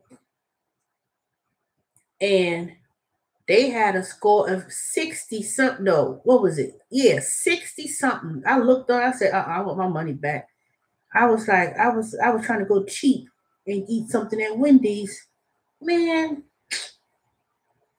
you're invited. Look at this, y'all. I'm reading this. Let me see what you're saying. I don't know why people order McDonald's from Uber Eats. Mm-hmm. All right, David. You know they're not going to tip if they ordering McDonald's. You know that's not true. I was surprised. I got a $5 tip 2 weeks ago from a man. He was ordering from McDonald's, even though he was a white man. But shoot, in Tucker, he gave me a tip.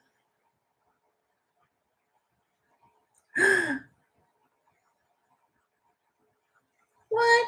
I ain't get no 2.5 surge. See. Oh, let me read what I got here from on my Uber app, y'all. You're invited. Watch a live event with Uber CEO Dara Khosrowshahi on Tuesday, April 10th. Dara will be making a global announcement about major upcoming improvements to your delivery experience. Tune in at 10 a.m. Pacific time by live stream to watch as he shares his vision for how he will be moving forward together. Add to calendar. Did y'all get anything about that on your app? About a live stream talking about Uber, about the delivery experience?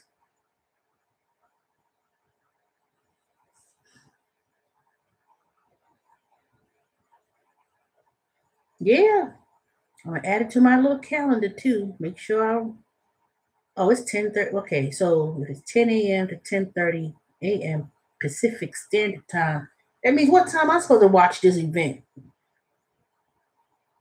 Because if it's 10 o'clock in California.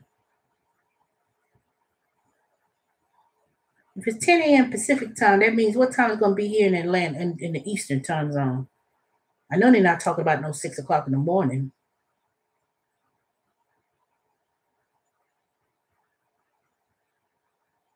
Oh, okay, I get it now. Okay, I'm thinking backwards. I can't watch that because I'll be in training at the time. Hopefully they'll live stream it. Well, y'all watch it and tell me what they talking about, because I hope they talking about changes in regards to Uber Eats, not just Uber and that's it.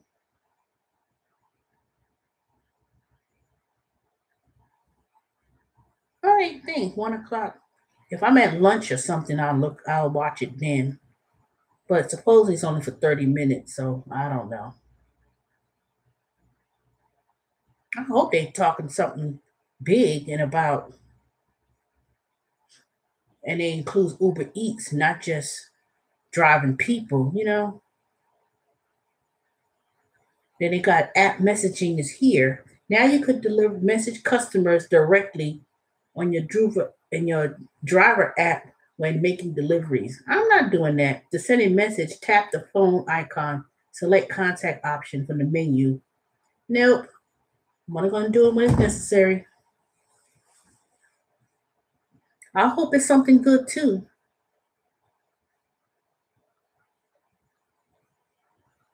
I believe it. Chick-fil-A in New York. When I went to New York and they first opened the Chick-fil-A in Manhattan, man, people were going crazy. They thought that you act like they was giving away gold. Chick-fil-A, I would love to buy a Chick-fil-A franchise. I heard it's real good to buy a Chick-fil-A franchise. It's not as much. It don't cost that much money either. The way they have it, where you can do it, is real easy. That's why I'm trying to build up my little capital of income, because I would love to buy me a Chick-fil-A franchise. Yep, they close on Sundays. The owner always believed that. He was a very religious man.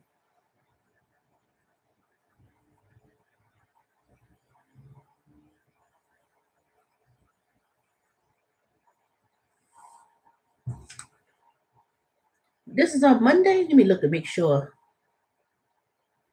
Oh, it's Tuesday. It's on Tuesday, Ruthie, April 10th.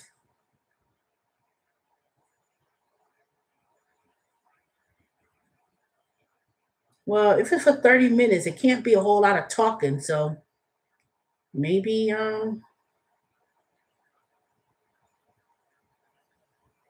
yeah, they have that's all I see at the Chick-fil-A's, high school kids. And then if you work at Chick-fil-A, and you're a good student, they even give them scholarships.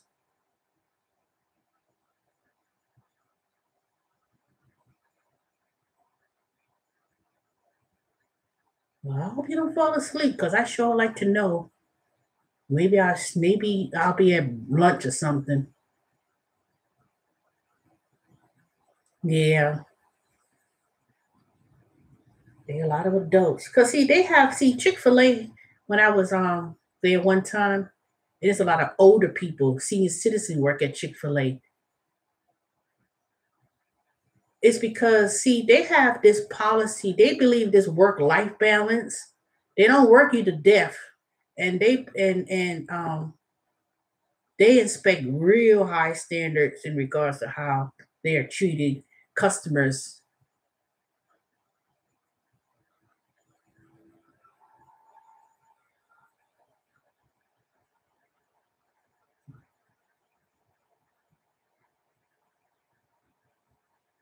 Yeah, that's true. You don't really see a whole lot of older people. I mean, I've seen old people at Chick-fil-A, but it depends which location it is, because these are franchise. And but you know what though? Someone I heard made a good point on their YouTube channel. Her name is Erica, and she said that, and she said a lot of people, when they apply for jobs, they go to fast food restaurants and they apply for jobs as like assistant managers, manager positions, and they get paid $80,000+ a year as a manager at a fast food place, especially like McDonald's, Chick-fil-A. I heard Zaxby's pays very well. I'm like, Zaxby's. Yeah, Chick-fil-A can get expensive, trust me. That's why I keep track of my you could write off food expenses when you're driving, right? 50%. 50% of your food cost that you spend when you're driving, doing Uber Eats, Grubhub, DoorDash, whomever, you know you could write that off in your taxes. So when I do my taxes later on today, where it says food and items, all that money that I was spending, I get to write 50% off the cost. So if I spend a lot of money eating out, that's 50%. So I keep track of that too. Every time I go to Chick-fil-A or wherever,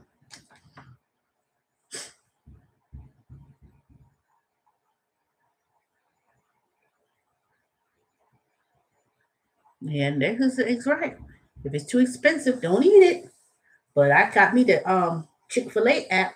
So after I know I get a free something every so many orders, but you know, yeah, they don't work you to death like McDonald's. You know, that's one thing I had to say for sure about Chick-fil-A. Yeah, but I heard the other day, a couple months ago, at Zaxby's pays their managers quite well.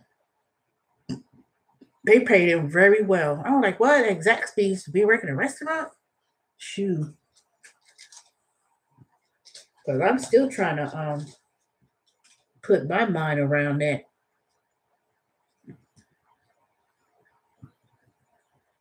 And I start seeing a lot of Mexicans. You notice, when I go to McDonald's, I start seeing a lot of Mexicans working at McDonald's lately. And I ain't talking about the one on Buford Highway or whatever. I'm saying I start to see a lot of Mexican women work at McDonald's.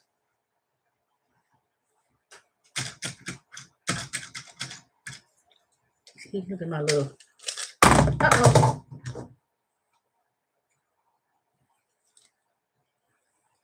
Look at this. The only fast food place I want to work is at Chick-fil-A. Yeah, they're right. If I was like, dang, I need me a job, and I could work, I would go and apply to Chick-fil-A, but they made it so hard to it's not as easy to work at Chick-fil-A like it, like it, I ain't gonna say like it used to be, because I used to sit there at Chick-fil-A and I used to see them interview these teenagers and stuff. And they just very selective in who they choose. Now I know one thing, that damn Wendy's up there in 124 and Arby's. Who else I've been driving by? I've seen a lot of for help now hiring. I've seen a lot of now hiring at some of these places, especially that Wendy's. That Wendy's I went to, I told her to give me my money back. And 124, they had a score of 82. They were so slow. They even had a written sign, "We short staffed, sorry for the delay." They had nobody. They needed then they had a sign that says now hiring adults. Not now hiring. They said now hiring adults at Wendy's. But if I was to work at a fast food place, they have to at least pay me $60,000. You have to pay me a very good wage and salary to be a manager.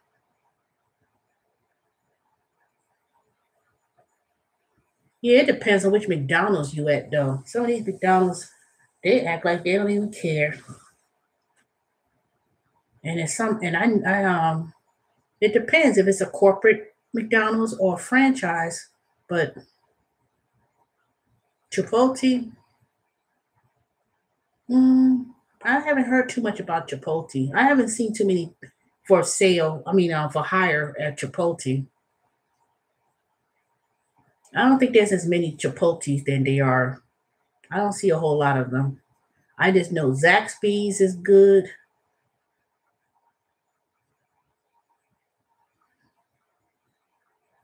You're not getting 60 coming at your best experience. I don't know. Like I said,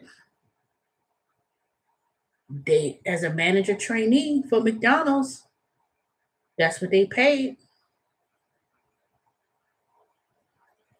Because it's higher if you are a district. See, it's higher if you are a district manager.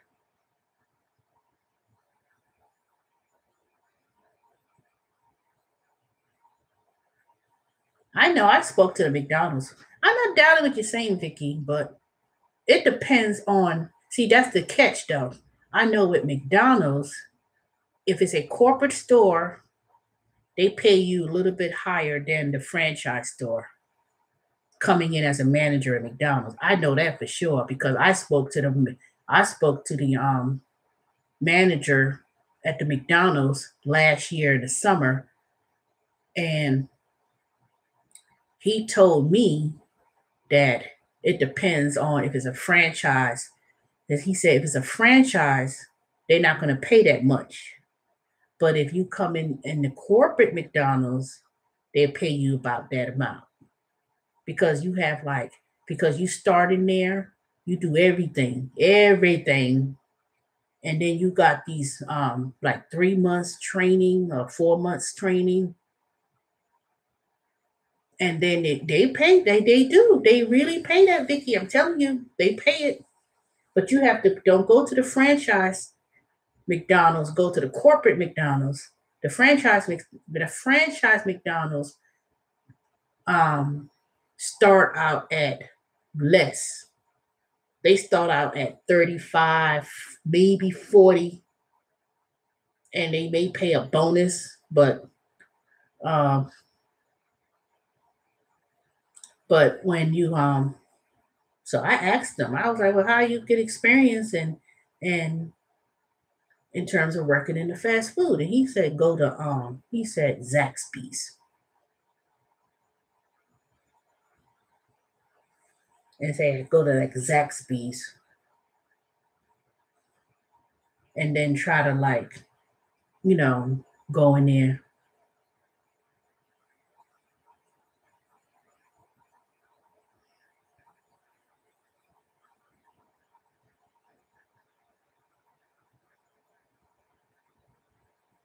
Yeah, I heard about Chipotle having these issues. That's why I don't eat it. I don't like Chipotle.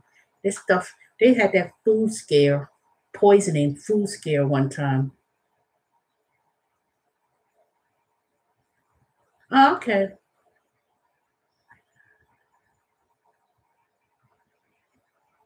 Yeah, that's true. If you have no experience, but it depends how you come into it depends how you come into McDonald's. Because McDonald's, you know, they be hiring those college students coming out of college and they'll tell you to go to McDonald's. What do they call it? McDonald's University.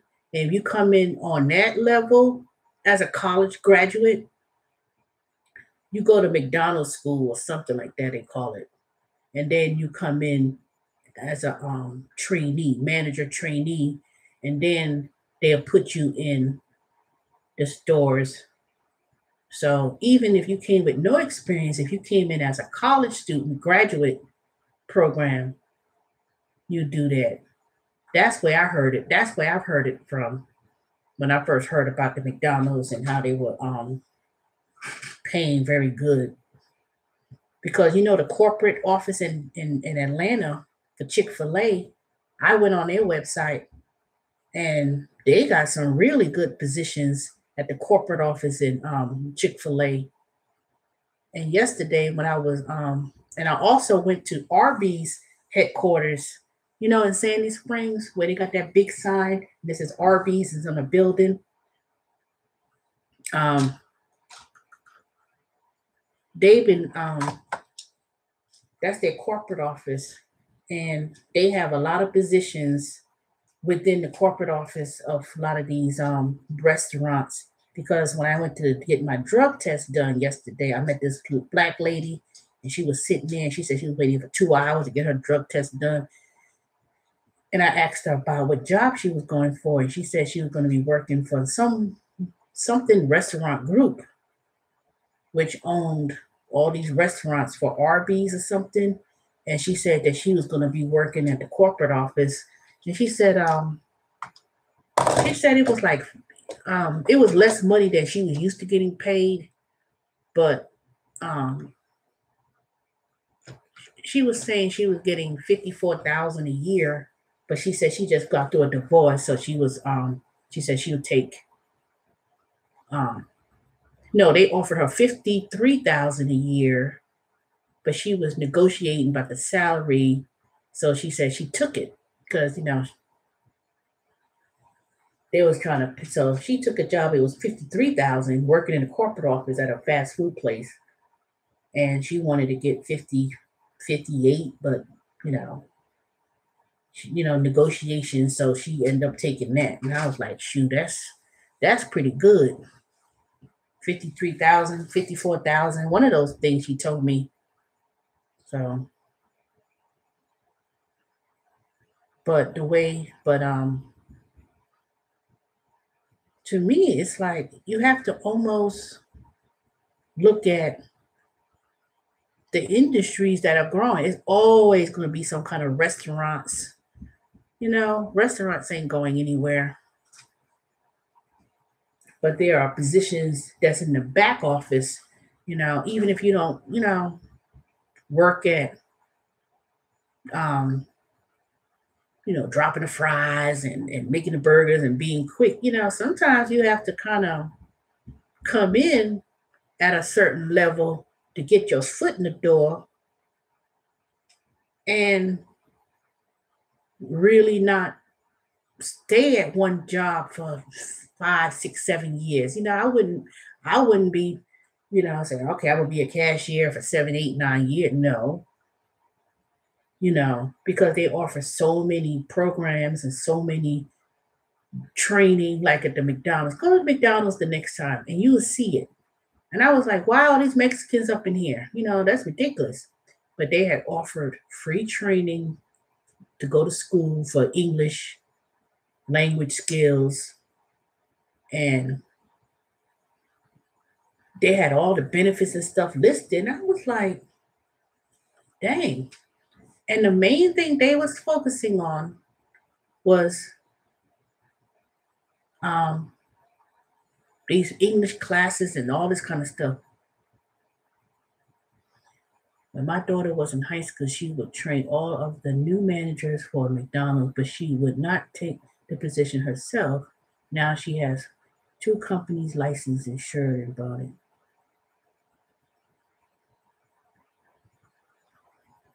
Yep. That's what I saw. It was posted on the McDonald's.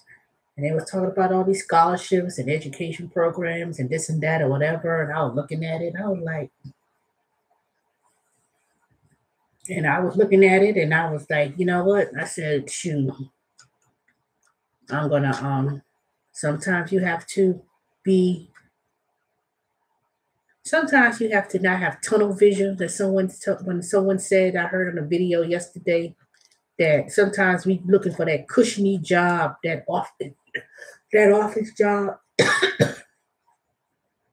And sometimes the most obvious places to work for is some place that sometimes it's best to start at that level, because in any type of position you have to do it. You have to start somewhere and have a plan. See, when I start this new company tomorrow, on Monday, they didn't pay a whole lot, and they didn't offer a whole lot salary wise. But when I was looking at this company and looking at the website, I didn't realize how big this company really was, and how they was had all this technology. It's a consulting technology firm, and they were operating different businesses throughout India and all these other foreign countries. They service, and they were very big in terms of development. But think about it. A lot of years ago, they were saying that the Hispanic race is going to be the largest ethnic groups than all the race, than all other races, and that's true. There's going to be a lot of Mexican Hispanic people, but I think it's going to be more people. No, I don't like TGI Fridays anymore. I don't like TGI Fridays, but the next biggest ethnic groups of people is going to be a lot of people going to be from India. A lot of people. It's going to be a lot. You see, I think they're going to be the fastest growing ethnic group in this country. You know, and they all have it locked down in technology. Every IT, computers, whatever, they got that locked down because of they even have um, a lot of major companies are based in India in this technology hub, and that's what I came to learn about this company that I will be going to. I was like, dang.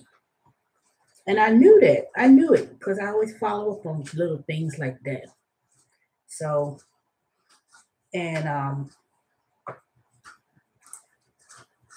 and I was looking at a video and they were talking about diversity and how they learn to be inclusive in terms of the success of an organization. And their faith is also based upon um, a lot of the business principles and practices. And I was like, man, that's amazing. So next time I go to restaurants, and you pick up food from people of different races, ethnic backgrounds, and you're like, well, dang, that's all they gave us $1 tip, or they don't tip, or sometimes you have to understand the cultures of some people. Now, my major in undergrad was international studies, and I had to go back and I had to really think about my thoughts of people from other groups. This country is not just going to be about white and black. It's not about black and white people. You got to also put in the other people as well. Asian, people from India, people from different Latin American countries. And the reason why you see all this uproar of these hateful Trump supporters, we want to make it great again, is because they know that white folks were the majority group, and they felt that with all the other ethnic groups coming in, see, they figured, okay, we'll kill black folks. That's why all these shootings and stuff, they killing, unnecessarily. They're going to want to destroy the black community. They're going to destroy the black community in two ways. One, they're going to go into the black communities, filter it with drugs, liquor stores, food deserts,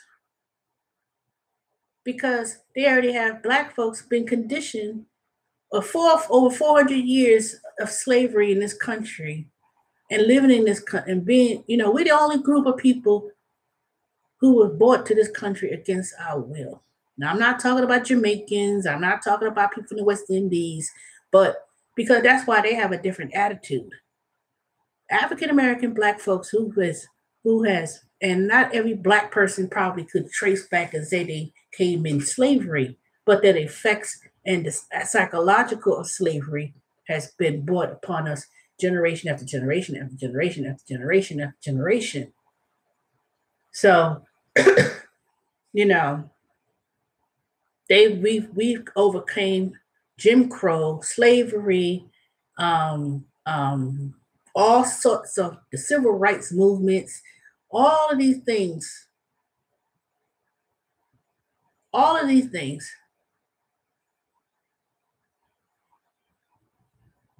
So they're gonna destroy black folks one of two ways. One, the medical, the lack of resources, lack of medical. That's why I got a high in the issues of diabetes in the black community, high blood pressure. That's across all country. That's across all ethnic groups. But they're gonna destroy. They're gonna try to destroy the black community. Mass incarceration. All that has been programmed and done on purpose. Okay, let's just throw them in jail, or they're gonna do police brutality, killings, or whatever, and public education. Exactly, destroying the public education in urban cities. Not have an uneducated workforce or groups of people is going to keep you in poverty. That's going to keep you. If you can, if anything else, they're going to destroy. And then you look around the neighborhood, gentrification. That's a whole another video. Gentrification. They want to move back into communities, take your property, take where you live, and that's it. A whole lot of things. And the reason why people of other ethnic groups, like if say you from Jamaica and the Caribbean islands, exactly, playground or prison pipeline. People from other countries, they have a different sort of mentality. For the Caribbean, is like they don't seem to, they don't have that understanding of what's going on. They're like, oh, we just have to work hard and we just gotta make our own ways and even African people. Because number one,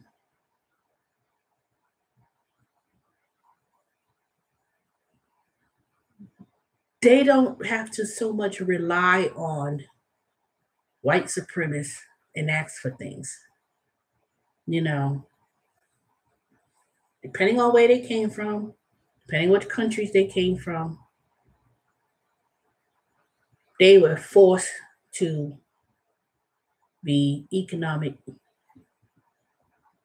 and stable. They had to do it for themselves. They didn't have no welfare system. They didn't have no government programs in these other Caribbean islands and things of that nature. So they were forced to start their own thing to survive.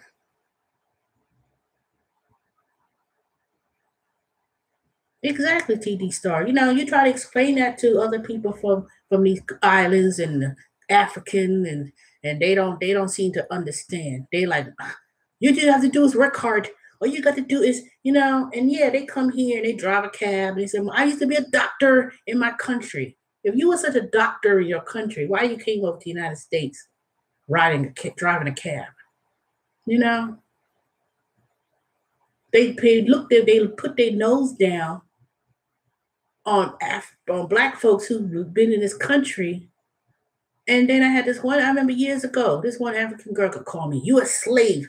I said, bitch, if you don't get out of my face, I'll show you a slave.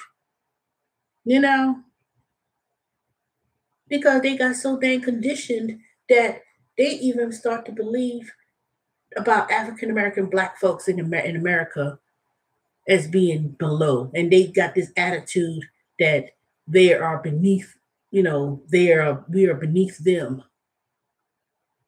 So they come here and they think that, they believe in that American dream, but yet they live in segregated communities.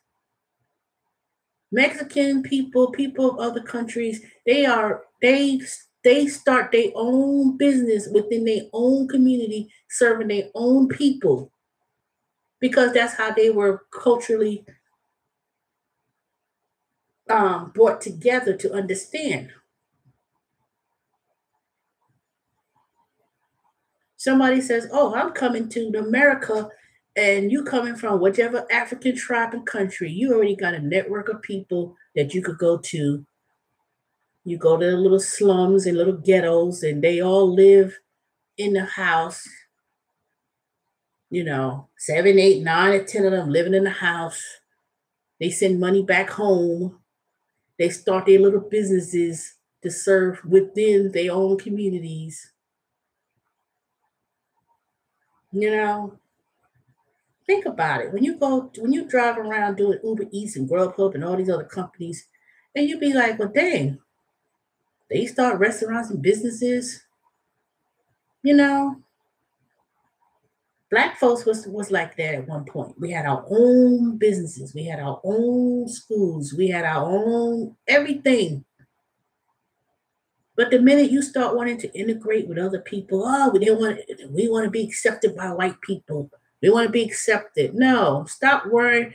If we stop worrying about being accepted by other people and worry about creating our own and supporting our own and doing our own, buying things, then we won't have to worry about what Trump is going to do.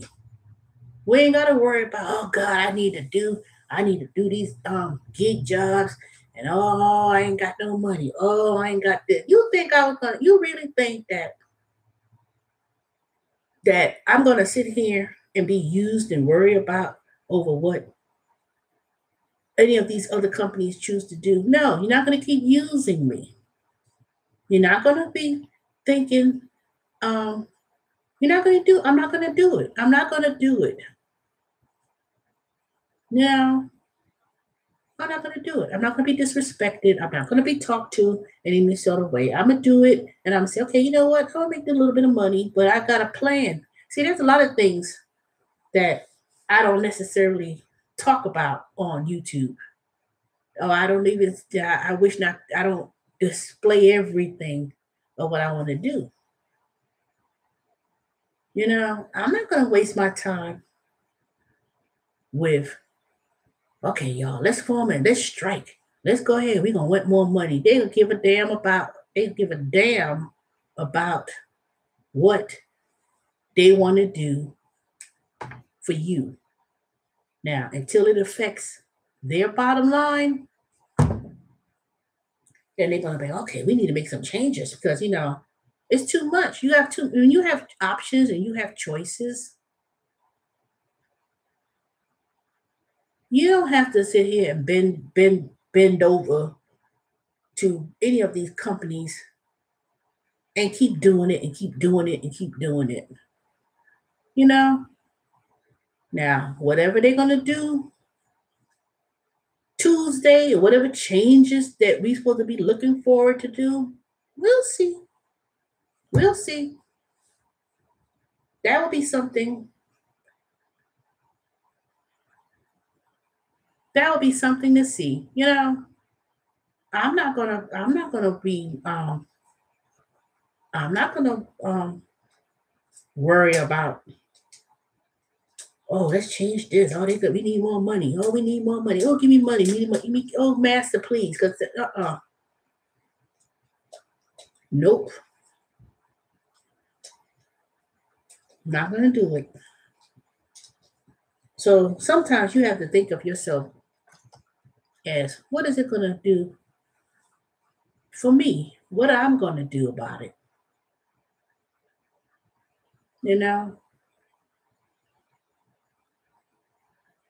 What are you gonna do? So you have a plan, you have a goal, and you say, you know what? Let me go ahead and start thinking as what I'm going to do as a business, what I'm going to do. I'm not going to rely on anybody else to support my needs. or my goals and be treated like I'm going to be an employee because that's what it all boiled down to. That's what it all boiled down to. I'm not going to be rocking up and down Peachtree Street talking about, oh, we need to get him more money with Uber. Nope. I'm going to say, okay, you know what? When you need people, and you have to start watching the signs. Start looking at the signs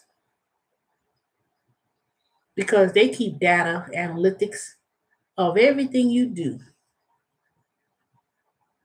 Of everything you do. It's good to have multiple platforms and do multiple platforms in different companies, but people, you have to take some sacrifice at some time. So sometimes you have to sacrifice. You know what? Okay, work your little gigs, make the little money that they give you, but take that money and grow your own thing. Do your own thing. Don't do it forever. Don't do it forever. Don't go around thinking that, oh, it's my own business. No, it's not. I'm an independent contractor. I'm going to get paid whatever it is. And if it looks like it's not going to, if it's affecting my bottom line, then it's time to move on. It's time to move on. You know, Grubhub been trying to, put that little dingo or carrot out there. All right, if you do 60 deliveries and you do it in 60, you do 60 hours and 90% acceptance rate and you log on for and do 80 deliveries, we'll give you $150. Come on now. And then in the meantime, they're manipulating by seeing that, oh, we're not going to give nobody, we're not going to pay out all these bonuses. We're going to cheat our way and we're going to say you missed an order or you didn't accept an order, even though you're looking at your phone the whole entire time, or you logged off at home and then they sending you an order and you logged off and then you telling somebody you made an error or there's a mistake or there's a glitch. That's impossible. That didn't happen. Calling you a liar. And then you sending me then when I escalated it up, then it comes back and say, oh well, we did make a mistake. Come on now, you're lying. Bunch of liars. I mean, start adding up the numbers. And I'll tell y'all, when Uber took away the quests and the bonuses, or why certain people get a quest and a bonus, why some people don't get it, all of that is all calculated. What's going to be the best interest for them, not for you, but for them. But until you start knowing the game and start saying, you know what, you ain't play no game with me. So let me tell you what I'm going to do. Let me just not work with y'all and turn off the app and make it work for you and mess up their system. Because you have to, if you know the pattern and know what the thing is, that's what's going to happen. A lot of people doing these gig jobs, most people who are doing it are the ones who really need to make the money. They're not doing this for fun. Ain't nobody doing this because, I just want to get in my car. I need some exercise. I need to walk. Man, please, I go to the damn park up the street and walk. But I'm not going to get in my car, burn up my gas, and ruin my damn car and run down my brakes and justify it that it's just something I need to do. Man, please. If you want something to do, volunteer your resources, volunteer at a shelter, volunteer at helping somebody, tutoring, teaching, you know. And yes, some people work these gig jobs is because it's a stepping stone for your own business, to develop your own business, and that's great. Do it for that. And there's nothing wrong doing these apps as a way for you to elevate yourself to something greater and um, something greater. Because when you do something, make sure it benefits your bottom line first. I'm not going to be one of these people that's going to go and join any hashtag nothing. I'm not going to do it. There ain't going to be no hashtag pay driver fares fairly. I'm not going to do it. I'm not going to do it.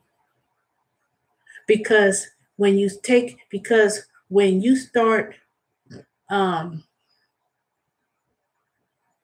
created the competition and drove down the prices yourself by driving, by promoting and giving referral codes and all that kind of stuff. I said, where are they getting this money from to pay all these bonuses? They got to have to take it from somewhere. So they're going to take it away from the rates. And then when they realize, okay, we need to increase the passenger rates. Okay, they increase the passenger rate. You're still getting paid 25 or 35% of that rate increase just because you may not see it. I was like, and nobody has not explained that to me yet. Where is the discrepancy? Where are they talking about 80%? Uber's taking 80%. Ain't nobody show me that. Because I didn't see it. I don't do Uber, people. And I'm not gonna do it. Somewhere down the road, I'm gonna have to buy me another car, and I'm gonna save my money just the same until my car can't run no more, and I'll buy me another, and then I'm gonna buy a used car or a truck or something. But I'm not gonna be driving no people around it. I'm not gonna do no food deliveries in it or nothing else. I'm gonna keep the car I got till the dang wheels fall off, and write off all those expenses, because having a car is not an asset. Having a car is not anything it's not an asset. It is a tool for you to get to one place to the next, and you take advantage, you write off the expenses on the vehicle, depreciation, and that's it. That is it. Make the little bit of money that we need to make doing these gigs,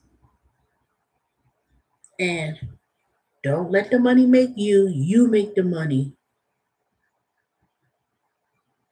Not bitching and complaining about, oh, but he paying fair. They're not doing this. They not, I just ain't gonna be bothered. So Grubhub could go to hell. Instacart could go to hell. Ship could go to hell. Postmates, they could go to hell too. DoorDash, y'all go to hell too. Now, what all those companies have in common? All of those companies I used to work for or contracted with, and I departed my ways from them.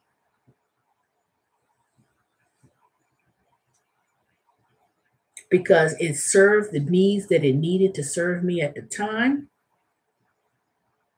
But at the same time, I saw too much BS in working with them.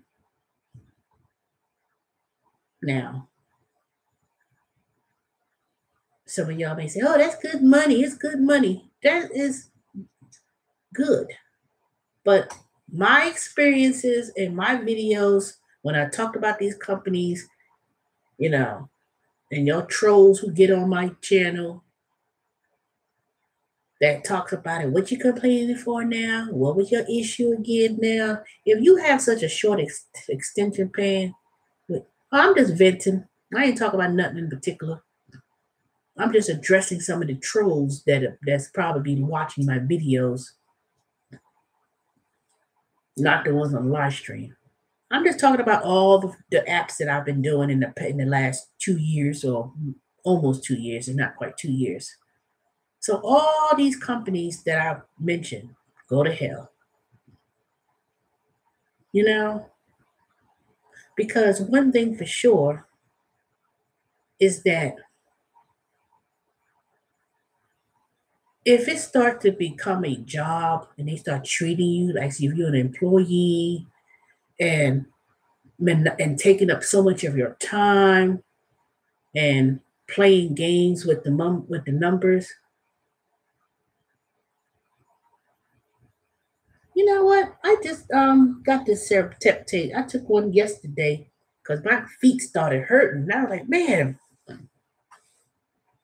where's that sereptip? I just had it on my desk. Here it is. I don't know how the hell it got on the floor. See, I still got some left too. So I'm gonna make this point and then I ain't gonna talk about it no more.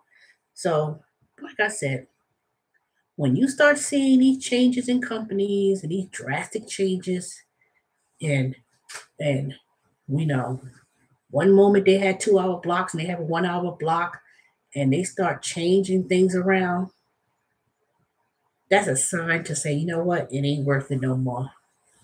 It ain't worth it. I take one at night and one in the morning. Okay. Dang, I've been on this thing live stream for 2.5 hours. I ain't clean up nothing. I ain't wash a dish or nothing. Why were you taking serapeptase, Vicky? What were you doing? Why were you using it?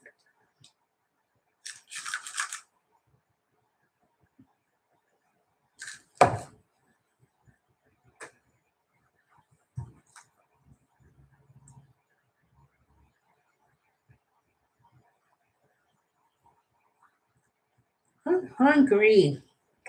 Dang, I got no kind of stuff in. Let me see. Roasted beet and baby kale. Oh, okay. Did you notice any difference in in it? Because I know it says takes clear mucus from your body or whatever, but isn't it? It's supposed to have done other things like scar tissue. Okay, that's what I was about to say too. It's supposed to help you with the scar tissue.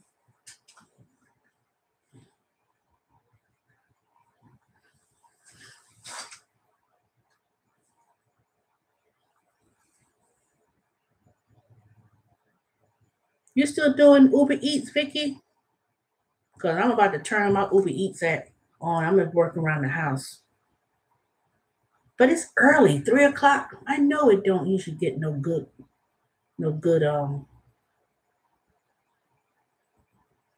usually don't get no good it don't usually pick up until 5 o'clock. So if I'm gonna do Uber Eats, it's good to do it like 5, 6 o'clock, maybe do it till 10, 11. Because I don't know if I'm gonna do like, okay, let me do Uber Eats at 11 o'clock in the morning and then stay up all the way till 11 o'clock at night. That gets a bit too much at times.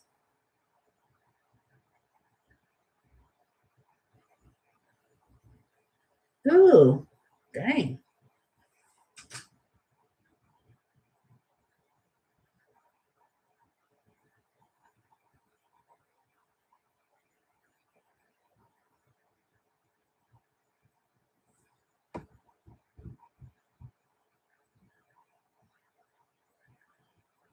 Yeah, it is supposed to be good for scars. Because when I had my breast reduction surgery a few years ago, the way they cut me and stuff, I had a scar. And I started taking it, and I started to notice some of the scar tissue starting. And mine wasn't as bad though. I didn't have no um keloid. People get those little I don't know what they call it. It's a K. Begins with a K. I don't get too many of those whatever those things are. When you have a cut, it leaves you those little keels.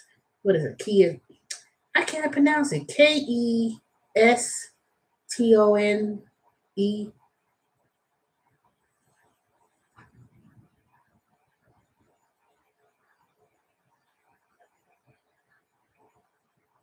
Oh goodness. Keloids, that's what it is. Some people they get bad keloids, and luckily for me, I never had that issue when I had that breast reduction surgery.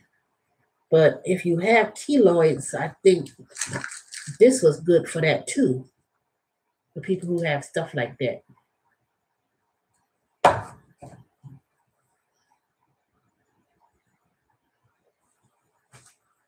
All right, let me see. That dang Uber Eats, they ain't had no more. Let me see. Maybe they'll put it up later. Let me see.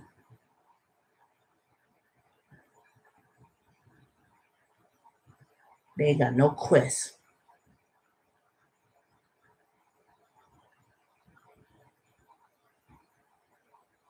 Okay. Oh, that's good. Today's boost is 1.4 from 5 to 9 and 1.2 from 9 to 12 a.m. Now, how in the world? I ain't seen no 2.0. And then it picks up again 1.4 from 12 a.m. to 2 o'clock in the morning. And then it goes all the way from 284 for 1.4. And then it's 1.3 from 11 to 2 tomorrow. 1.4 from 5 to 9, and then 1.2 from 9 to midnight. Man.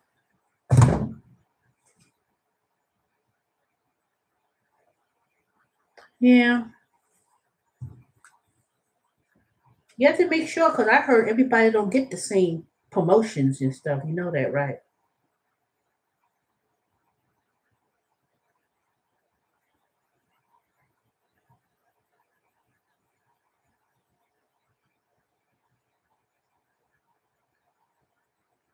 Yep, I'm going to try to stay right around the Snellville, Stone Mountain area.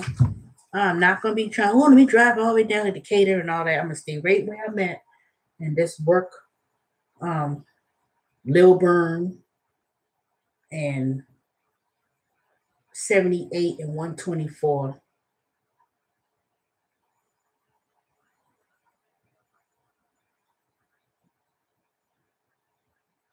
Yeah, it used to be like that. They used to not include the area that I lived in, but they started to expand it. That's what I'm saying. They be playing these little dumb games all the time. They see where you live. They never have no boost. Never. I had to go all the way on Memorial Drive for it to be a boost.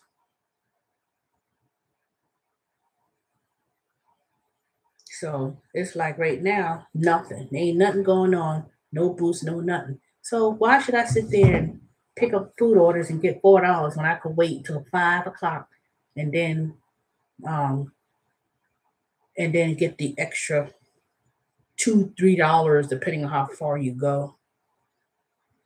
You have to see. That's what I'm saying. You got to play the game with these companies. Play the game. See, one company, they'll sit there, like someone said yesterday, Postmates was given an extra $300 if you do 60 deliveries, something crazy. Now, Why would I want to be driving around to get $300 extra and you got to get some crazy number of deliveries? That means you got to be out there all day and all night just to get it. That don't make no sense.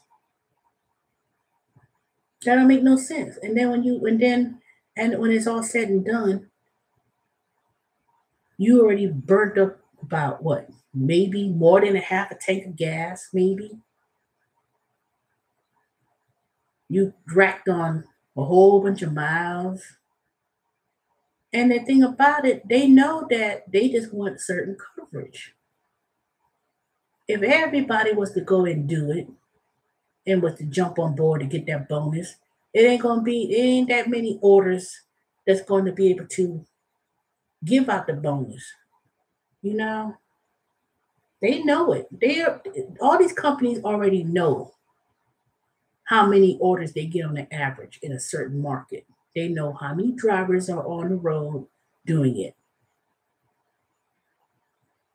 And trust me, when it's all said and done, people are gonna be like, "Dang, it's not. It's slow." See, they already fulfilled their objective. If if they get 300 deliveries in one particular market area, and they have 100 drivers just to do 300 deliveries, and they spread it out, that means um, only out of those 100, you're going to get 3 deliveries if 100 drivers are doing it. Now, of course, it ain't going to be 100 drivers, but, you know, even if you say 60 drivers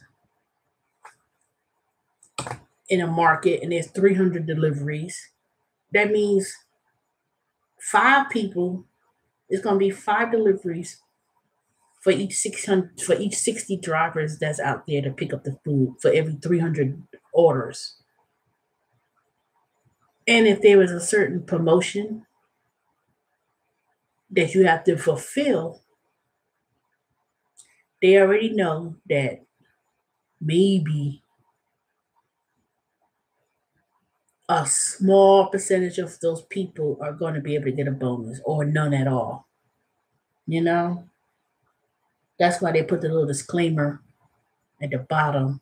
We could end this, or this is subject to change at any time, and they could come back and they don't have to pay it because they put that little disclosure. All they care about is the customers are going to get their food, and that's it. And then when we sitting up there driving hard to get the bonus, and then you're like, oh man, I need to do, I need to do 10 more. So you're gonna stay out there all night to get 10, and then you fall short.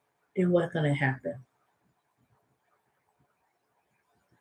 Yes, exactly. You gotta make you can't work yourself to death like that.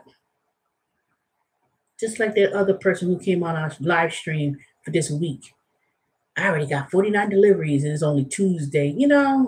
Just because you ain't got no husband, or just because you don't have a wife or children, that don't mean you drive yourself out there like that just to get, you know, to do what? That doesn't, that's why I don't like the false narratives that people are giving when they exactly. See, Vicky, that's why I told you. I told you to call me when you got home, so I know you made it home because I knew you was out there late.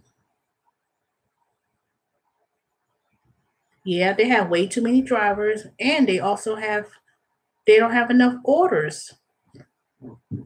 Everybody's not really doing these little food gig stuff anymore. Some people starting to say, you know what, I'd rather go out and eat. These restaurants, and the restaurants, they kind of starting to um cancel a lot of these contracts from these food delivery apps. They're not paying 35-40% revenue, and then they have to pay extra expenses and hire another cook. You know how many restaurants I've been to this week? I saw not hiring, we need cooks. There are so many people in restaurants looking for cooks or people to work in the restaurant, and they're not going to be able to handle all of these. I don't feel like driving. I'm not, I want my food delivered. Oh, there's nothing wrong with doing the groceries. It depends on your area. I just know in Atlanta, this has ran his course. It just ran its course, unfortunately. There's too many. See, Atlanta is like almost, see, so many people moved to Atlanta in the last 5 years, and a lot of people come, especially those who came with no skill sets. You know, they didn't come here to go to school. They didn't come here to work for a technical company or healthcare. A lot of them moving here and they trying to, um, well, should I do Uber? I think I'm gonna buy me a new car, or I'm gonna use my new car to drive Uber and Lyft, and I can make a lot of money, and I'll move to Atlanta. And then when they come to Atlanta, they realize how the struggle is real, and if you come here with no skill set, how really problems you're gonna have problems. So a lot of people do these gig jobs, and I could see that because a lot of people don't have no house, they don't, they don't have no apartment, and they renting out hotels, motels, living in those type of environment, and you know, it's just sad. It's like you know people say, "Why don't you start your own business?" Yeah, I can start my own business, and but how long is it going to take to really grow your business? You got to grow your business. You got to do the marketing, and you can't do no free marketing because so many people try to be on the slick slide and want to do Facebook ads and Facebook groups. I said you got to spend money to make money. Some people, and I try to explain that to a certain person about growing a business. I said, don't worry on the little logistic parts of getting an EIN number and registering your business name. You got to grow and get customers, word of mouth, the old way of doing it. So people come to Atlanta, like I said, unless you come in here already making six figures and working for a big company in IT and healthcare or something like that, you're not most people are not going to make it. People come into Atlanta because they were like, oh, Atlanta, Atlanta, Atlanta, Atlanta, and they come here with nothing. They figure they can get a job when they get here, and then when they get here, they drive an Uber and Lyft and all these apps. 2 years ago when I started doing this, it was busy with Uber Eats and Grubhub and DoorDash and all the rest of those apps. It was like, whew. Now, 2 years later, I barely see a lot of people doing it. I see a lot of people doing DoorDash and Grubhub. I see them going into the restaurants and all that stuff, but it wasn't as busy like it used to be. It wasn't busy like it used to be. That's why people are signing up for multiple platforms. Is because things are starting to slow down with a lot of these apps. And even if you do Uber Eats or Grubhub or whomever, people are being lured by referrals and say, "Oh, sign up under my code. We get a referral. We get $100." If you still relying on these apps and you doing these apps and working these apps and you giving a referral, you're creating competition. I don't care what anybody say. These companies simply wants to have all these drivers on these platforms. You're not paid unless you're working, but if you're creating more people of competition and you still driving or doing food deliveries, why would I want to oversaturate the market with a lot of shoppers and drivers if I'm still going to be doing these jobs? And it don't make any sense to me. That's why I said, you know what, you're better off just finding a job at any of these places that's hiring and do this on the side as a side hustle, or create your own hustle while you still do this hustle. But it's doing this full time is not all cracked up to be. It's not. It's not all cracked up to be, unfortunately. You know, that's why I started limiting myself in terms of how often I do it, especially even before, um, even once I go back to work on Monday, I started looking for another job. I started looking for a job. I said, you know what? Let me start looking for another job because the gig economy is changing, and I hate to say it that the more and more of these companies are switching over to end up hiring people as 1099 contractors, the more and more these companies are start paying less in wages because they're not, they're growing and expanding, but they're not trying to pay anybody anything because the government is not regulating these industries and enforcing the laws that they need to. I mean, look who's in office. Crooked Trump and all the administration, even though he didn't come in as a dictator, and someone is right. Nope, he didn't come into office as a dictator. He got voted in. He got voted in. And then he appointed these people who was appointed and approved by the Congress to continue to keep the rich richer and to, okay, we're gonna lower taxes. They're not lowering taxes for the regular folks. They're doing that for companies and corporations.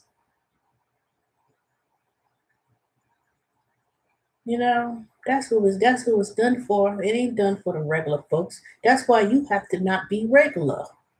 Stop being the regular person. Stop being a regular Jane Doe, Sally, Shaniqua, Tyrone. Stop being ordinary.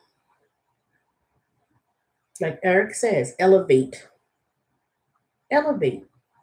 I'm elevating myself every day, but sometimes I lose focus. Sometimes I lose what my true vision is because I was so worried about, oh man, I need to do this. Oh, I need to do that. Oh, I need to, oh, I need to do this and I need to, and then I was focusing all my attentions on companies that don't even give a damn about what your welfare and what your well being is. So, you know what?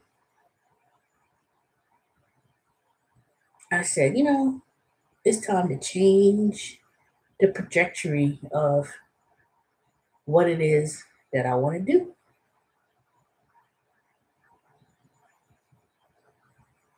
And you have to follow the trends of what's going on, you know,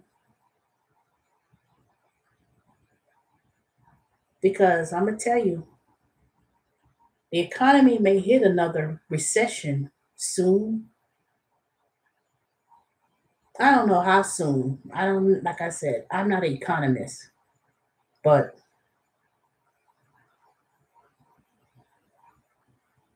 if we don't have these, if we don't change this political landmark at the end of this year in November. And we don't take back our country from these white supremacists, racists, don't give a damn companies that's going to exploit people, the common workers. They're going to still keep making money. They're going to still keep making money. And they're going to still continue to pay whatever they're going to pay.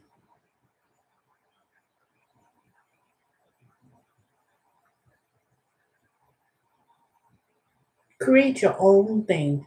You know, everybody's not meant to have a business. Everybody ain't meant to have a business, to be honest. You know?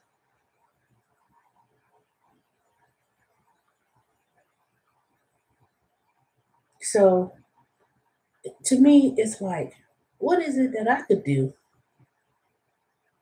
other than putting all of my time, all of my efforts in these ride sharing gig jobs? You know, a lot of people are really good at doing YouTube videos, editing, and doing all those stuff. And I was like, and I'm gonna give Terry Tips as an example. Terry Tips, good old Terry Tips. I probably see him sometime this summer driving around. I bump into him occasionally. You know, little peanut head. And you know, I say that with love, Terry. But I was like, dang, he makes some really good videos. If I was Terry Tips, and don't and y'all could take this advice, y'all could take this idea. I would sit there and put YouTube creator, something or another, editing, whatever, and put that thing right on my damn car. Put a little YouTube creator thing, whatever, and market myself. I could do it myself, really. I could do it myself. And I know I drive around doing Uber. I'll sit there and market and go to people and help them make YouTube channels. Help them edit video YouTube channels. Because let me tell you, YouTube is trying to get into TV. Oh, come try YouTube and we can watch all these channels. And I was like, I was thinking about getting YouTube because I'm going to be canceling my cable and internet to cut down on some of my expenses. But I don't need to have cable. I can watch TV on the YouTube. And I think that's where a lot of people are going towards watching TV on YouTube. But what about all those videos that people like to watch? Look at my videos. I ain't edit no video. I don't have nothing fancy with the videos. I probably don't even have good quality sounds systems in my YouTube. But if I was a person who know how to make YouTube videos and you live in the same city that some people live in, and shoot, do that. You could do that. There's so many ways of making money and don't require a whole lot of investments to do it, you know?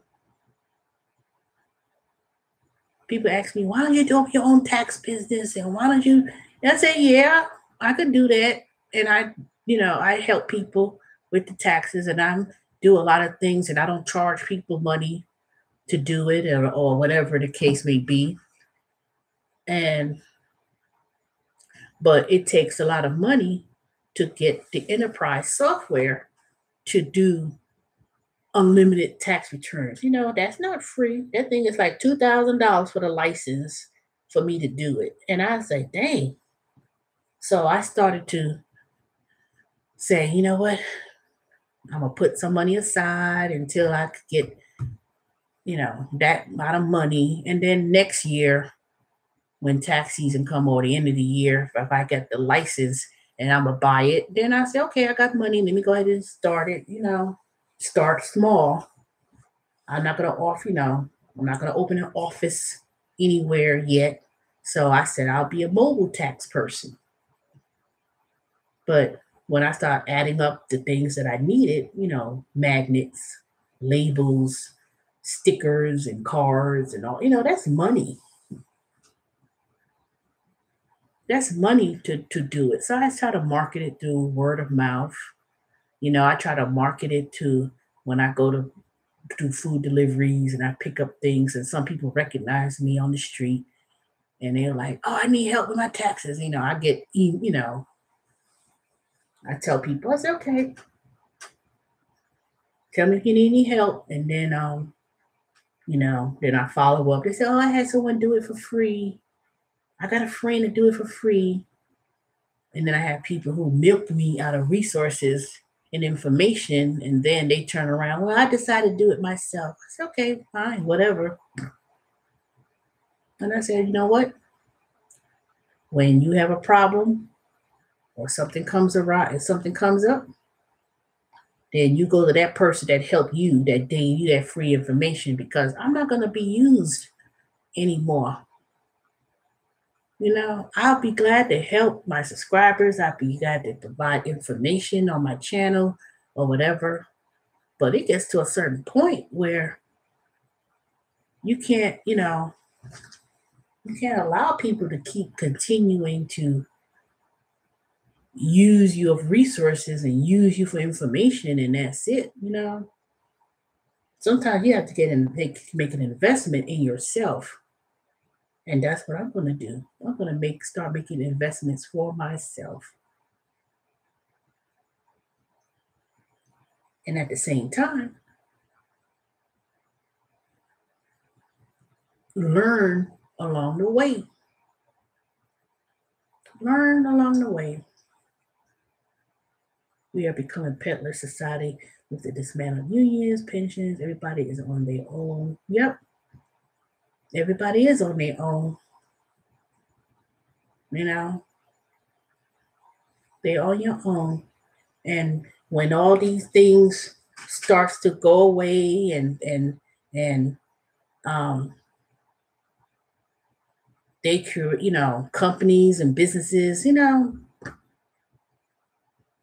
the wages they wish to pay people, the how they want to say, okay, well, we could take away benefits, we could take away pensions, we could take away all the things that people were so comfortable and used to getting. That's no more.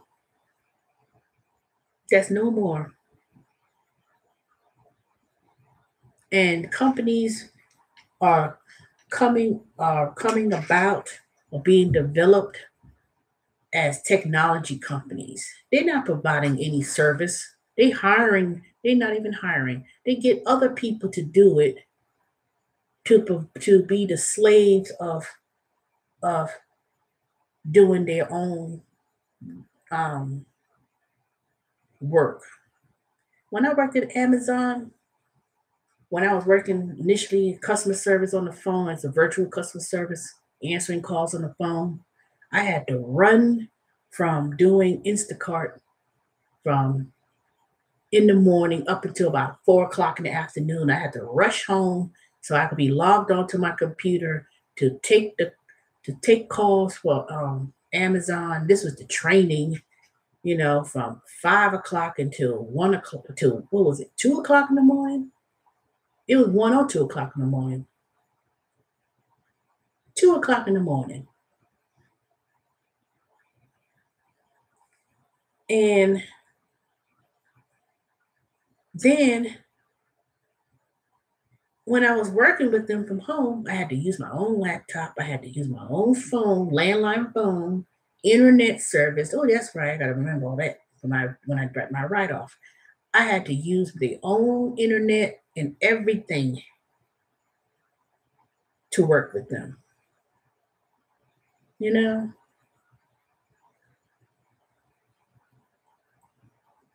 They didn't supply anything. And then the only reason why they gave the laptop later on, which is not even useless, is useless, was to log onto their system. So I'm sitting here using up the electricity, the gas, everything in my house to work for working with them from home. But they didn't have no benefits. They weren't offering no 401k. They weren't offering nothing, none of those things. You know, there were none of those things being offered. And then this year when I was working with Livebox, they're another one. Okay, we pay you 32 cents a minute for every time you talk on the phone. And I was literally chained to this office desk from morning all the way till midnight, you know, just to get $146. And I was like, dang, because you don't get paid when you're talking, you know, same thing. But they give the illusion of you're your own business, open up your own business. But there was no freedom in those companies, you know. I was an independent contractor with when I was a customer service for Amazon because that was a W-2. But like I said, look what the trade up was. I wasn't getting anything for it, nothing. Yeah, you were getting paid. I was getting paid a little check, but nobody works for free. Nobody works for free. Trust me, they're gonna pay you something, but that don't mean they're gonna pay you for what you're worth. So the difference between me working as an independent contractor for this year and a half that I've been, no, almost 2 years. It'll be almost 2 years. April 18th was it would be 2 years that I've been working as an independent contractor, 1099, and occasionally um, getting paid a couple of W-2s here and there. And these 2 years have taught me the big difference between working these gig jobs. And I'm gonna tell you, it was not easy. And it's never gonna be easy. Especially when you're under the authorities of these companies that that advertises it on television, on social media, that, oh, be your own boss. I've seen the commercials for Uber, how they and you don't see those commercials anymore, and it has nothing to do with the fact they lost billions of dollars. You see how they program people into the thinking that when the Uber came out, the commercials were like, be your own boss, and they had these happy people driving around in Uber, you know, talking about I could go surfing and I could go play with my kids anytime I want, and I could just go ahead and drive the Uber when I want.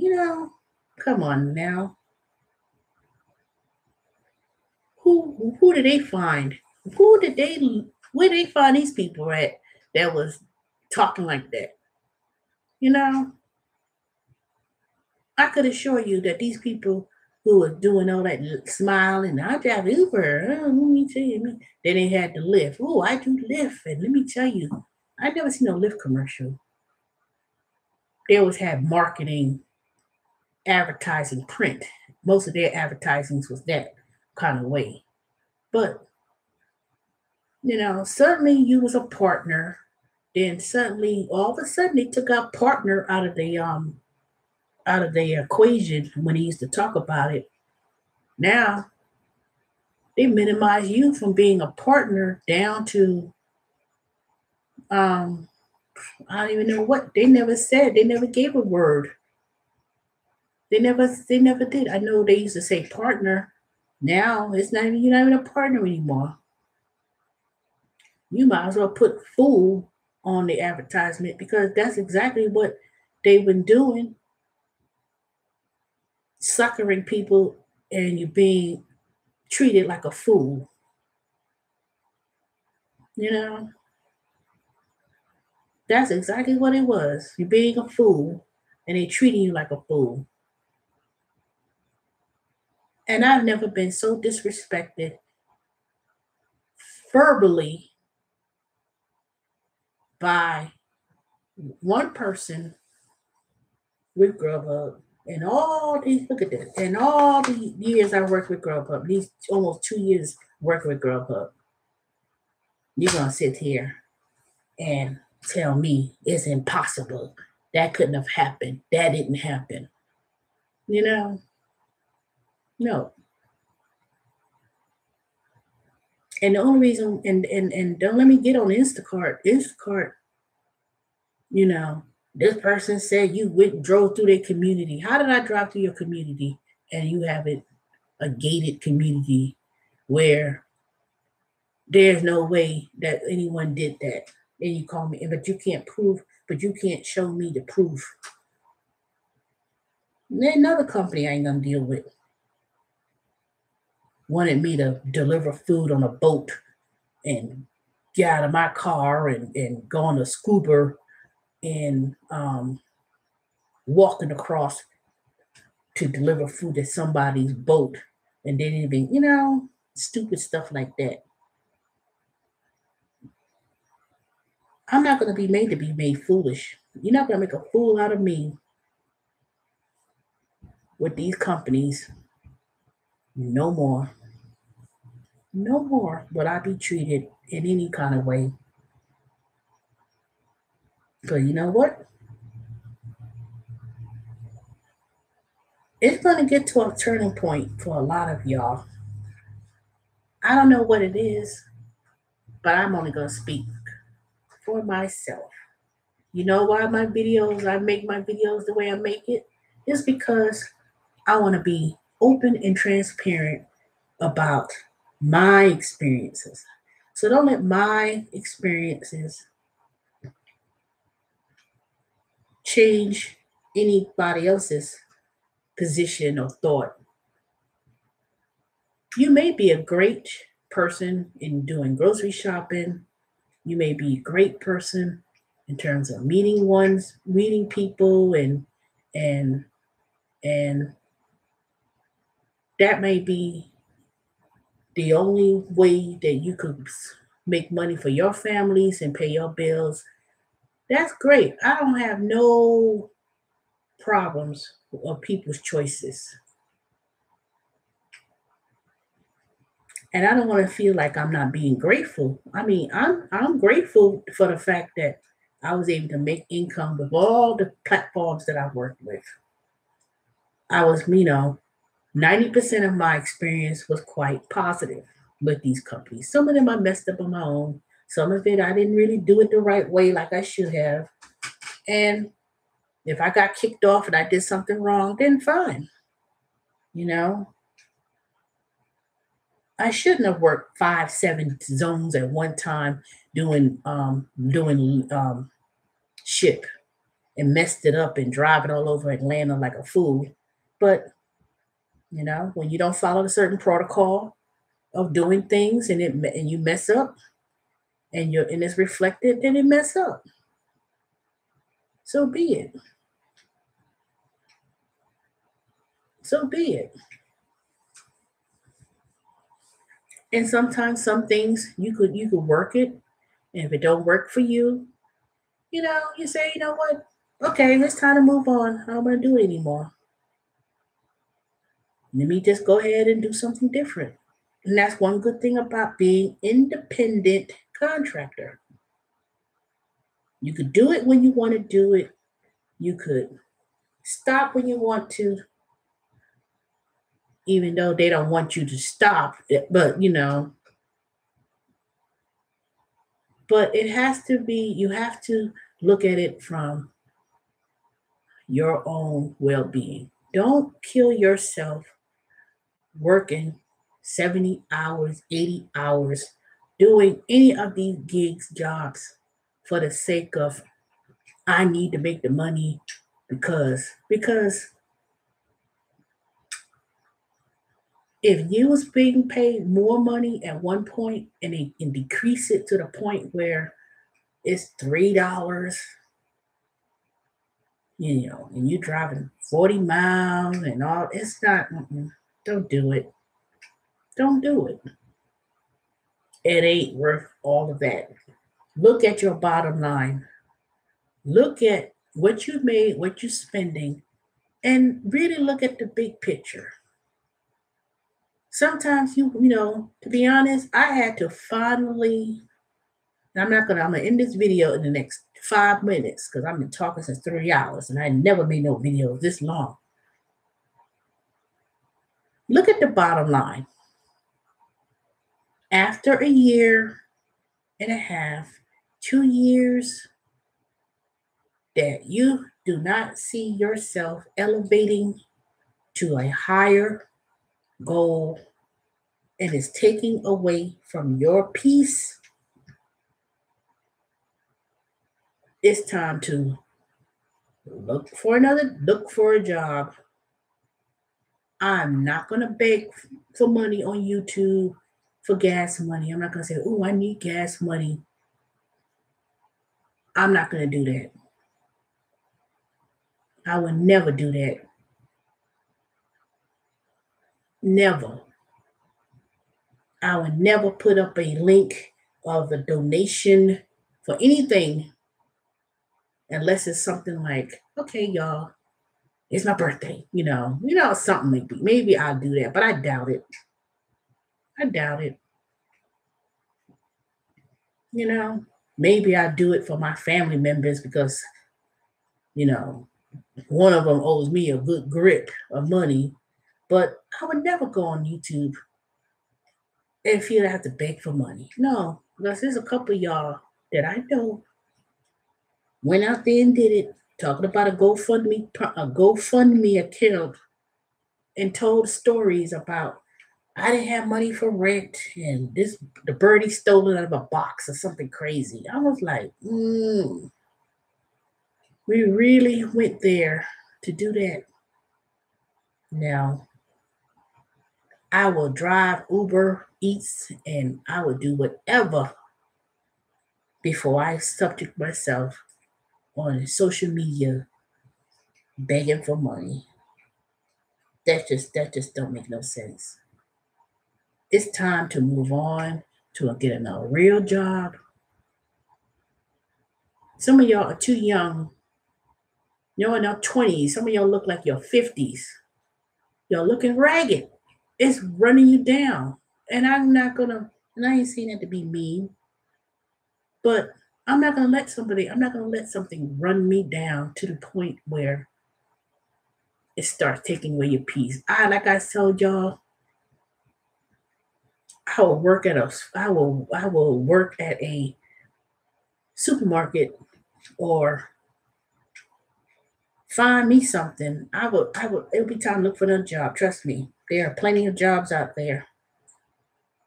There are plenty of jobs. I may not pay a whole lot of money. That's the thing, depending on where you live. But if you're in your 20s and you're in your 30s, my suggestion for you is to take yourself to the nearest community college and learn a skill. I've spoken to a couple of y'all, and I said, you know what? If I had that skill, I know BMW or Mercedes-Benz in Atlanta be looking for people. They training people right there at Gwinnett Technical College, teaching people how to do maintenance on Mercedes-Benz, air conditioning, hot as it is in Atlanta. They got training programs out there. They got plenty of training programs out there that's willing to train young people.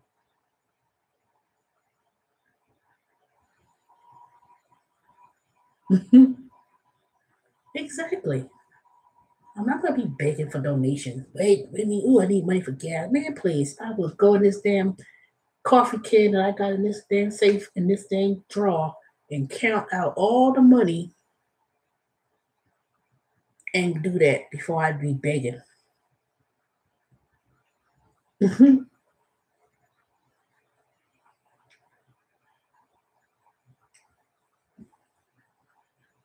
Exactly. Why? Why? Why T? Why are people doing that? Why are you getting on social media begging? For what? You know, if you tell me, you know what, I don't have money. If you truly are in dire need and you're one of my subscribers and you say, you know what, I don't have money to do my taxes, but I need my money. I don't know how to do it at all. I will tell you how to go about getting it done for free. Because there's Vita, That's why I don't want to hear people talk about I paid $300 and get my return done for 300. I said $300, $400. What kind of return you got going on? Do you have a business? Now, I'm not talking about Uber business either. I'm talking about a business. That's why I said, you know what, I'll help for a certain fee. And most of the time, it's really about gathering and sorting out all the information. It's not about putting stuff in a computer that takes 20 minutes, 30 minutes, or an hour to do. I'll tell you how to do it for free. You know, go to Credit Karma and do it for free. Don't go up there and spend your hard earned money on any old body from the dang corner to do it and talk about they gonna charge you $400 and then they want to peddle you a loan. Because I hate when people get taken advantage of. Do a loan, do a tax advance. Why? That's why I started talking about it. Because I was sick and tired of poor people or people who are not aware of what's going on. I tell people all the time, don't settle for certain places and get it done. Nobody cannot miraculously give you or make you a lot of money. It's a scam, and I know it. I see it too many times. I see it too many times. But anyway, back to the begging part. Don't beg. Don't do that. If you want money, at least try to say, you know what? If somebody needs help doing videos, I can help you. At least offer your services, offer your skills, and say, you can help someone do it or, whatever. Do that. Do that. Do a trade off. Do say, you know what? I may not have money for this, but I have this. I could help you do X number of things. I live in your neighborhood. I live in your town. You know, I need help doing this, but I see that you talk about you needing help organizing your garage or you need help cutting your grass. I could come and help you, help you gardening, something, some kind of trade off, you know, some kind of trade off or something, you know. Stop with the begging. Stop with the YouTube begging. Please don't do it. You know. But anyway, it is going on 3:20. Yeah, they don't know nothing about bartering. They sure don't. They sure don't know nothing about bartering because that's what it is. You barter. Everything always has to be paid in money. Barter. Do something. Oh, all right, Lynn. TD Star. Who else is on here? It's five of y'all. Vicky. Vicky, you still on here? I know y'all probably working and doing all kind of stuff. Key Solis. I know David been gone. All right, y'all. It is 3:52. I got another hour before I start Uber Eats.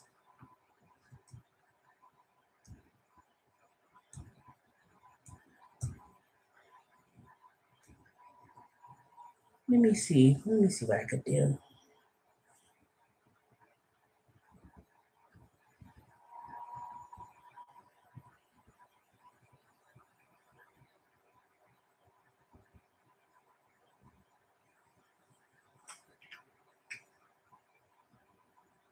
All right, man.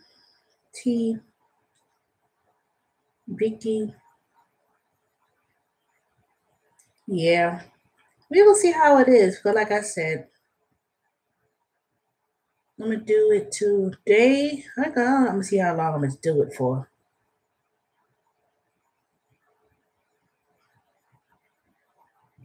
Exactly. Easy money.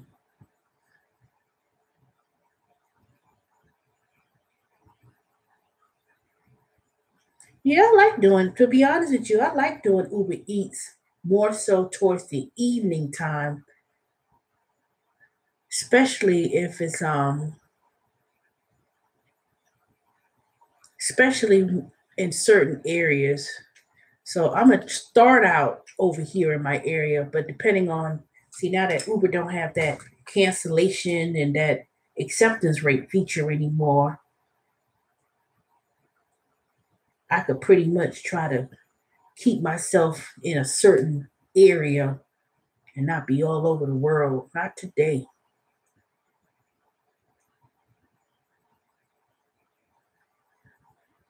Yeah, that's what I'm gonna do. I'm gonna stay more so in this area.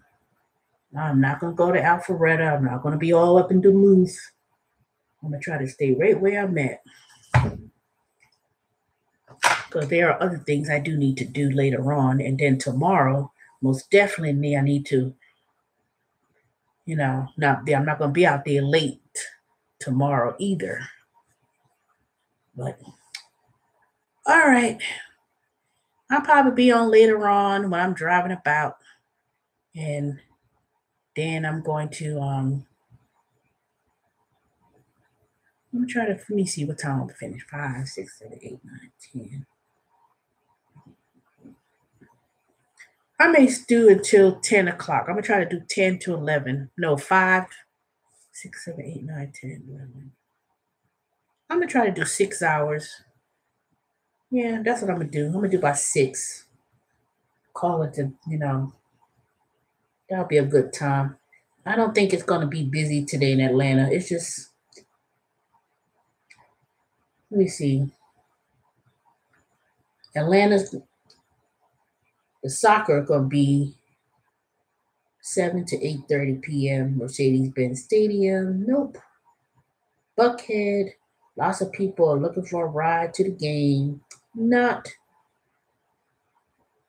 Nope, we're not doing that either.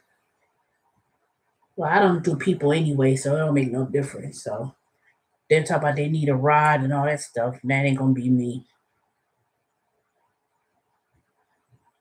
We'll see how it is. I think people on spring break. I think that's why Uber Eats is not as busy. All right, y'all. Let me go because I'm hungry and I'm thirsty.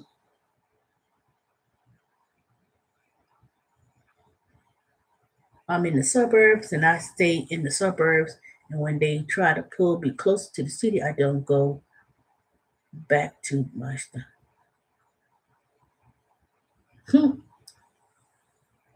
Yeah, that's true. Sometimes you need to probably just turn off the app and then try to drive back, you know?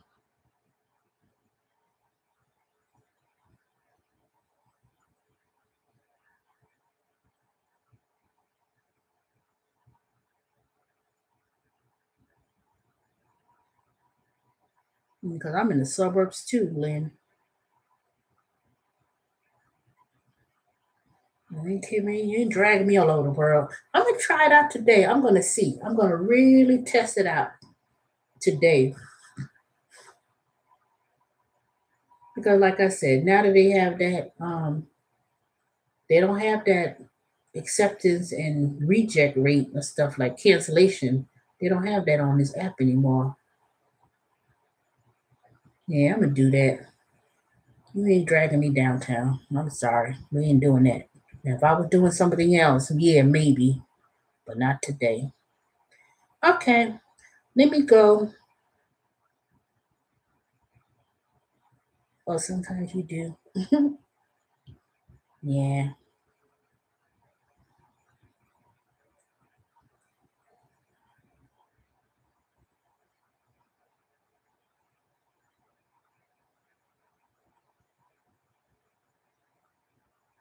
All right. I'll talk to y'all later. And I will be back and I can continue my tax return and figure out how to do this dang hangout. So, okay. I'll talk to you later. And when I figure out the hangout, I'll put down when the live stream is going to start. So I just have to figure out how to do this YouTube, because like I said, they got this new feature. So, but anyways, anywho, I'll talk to y'all later. Bye.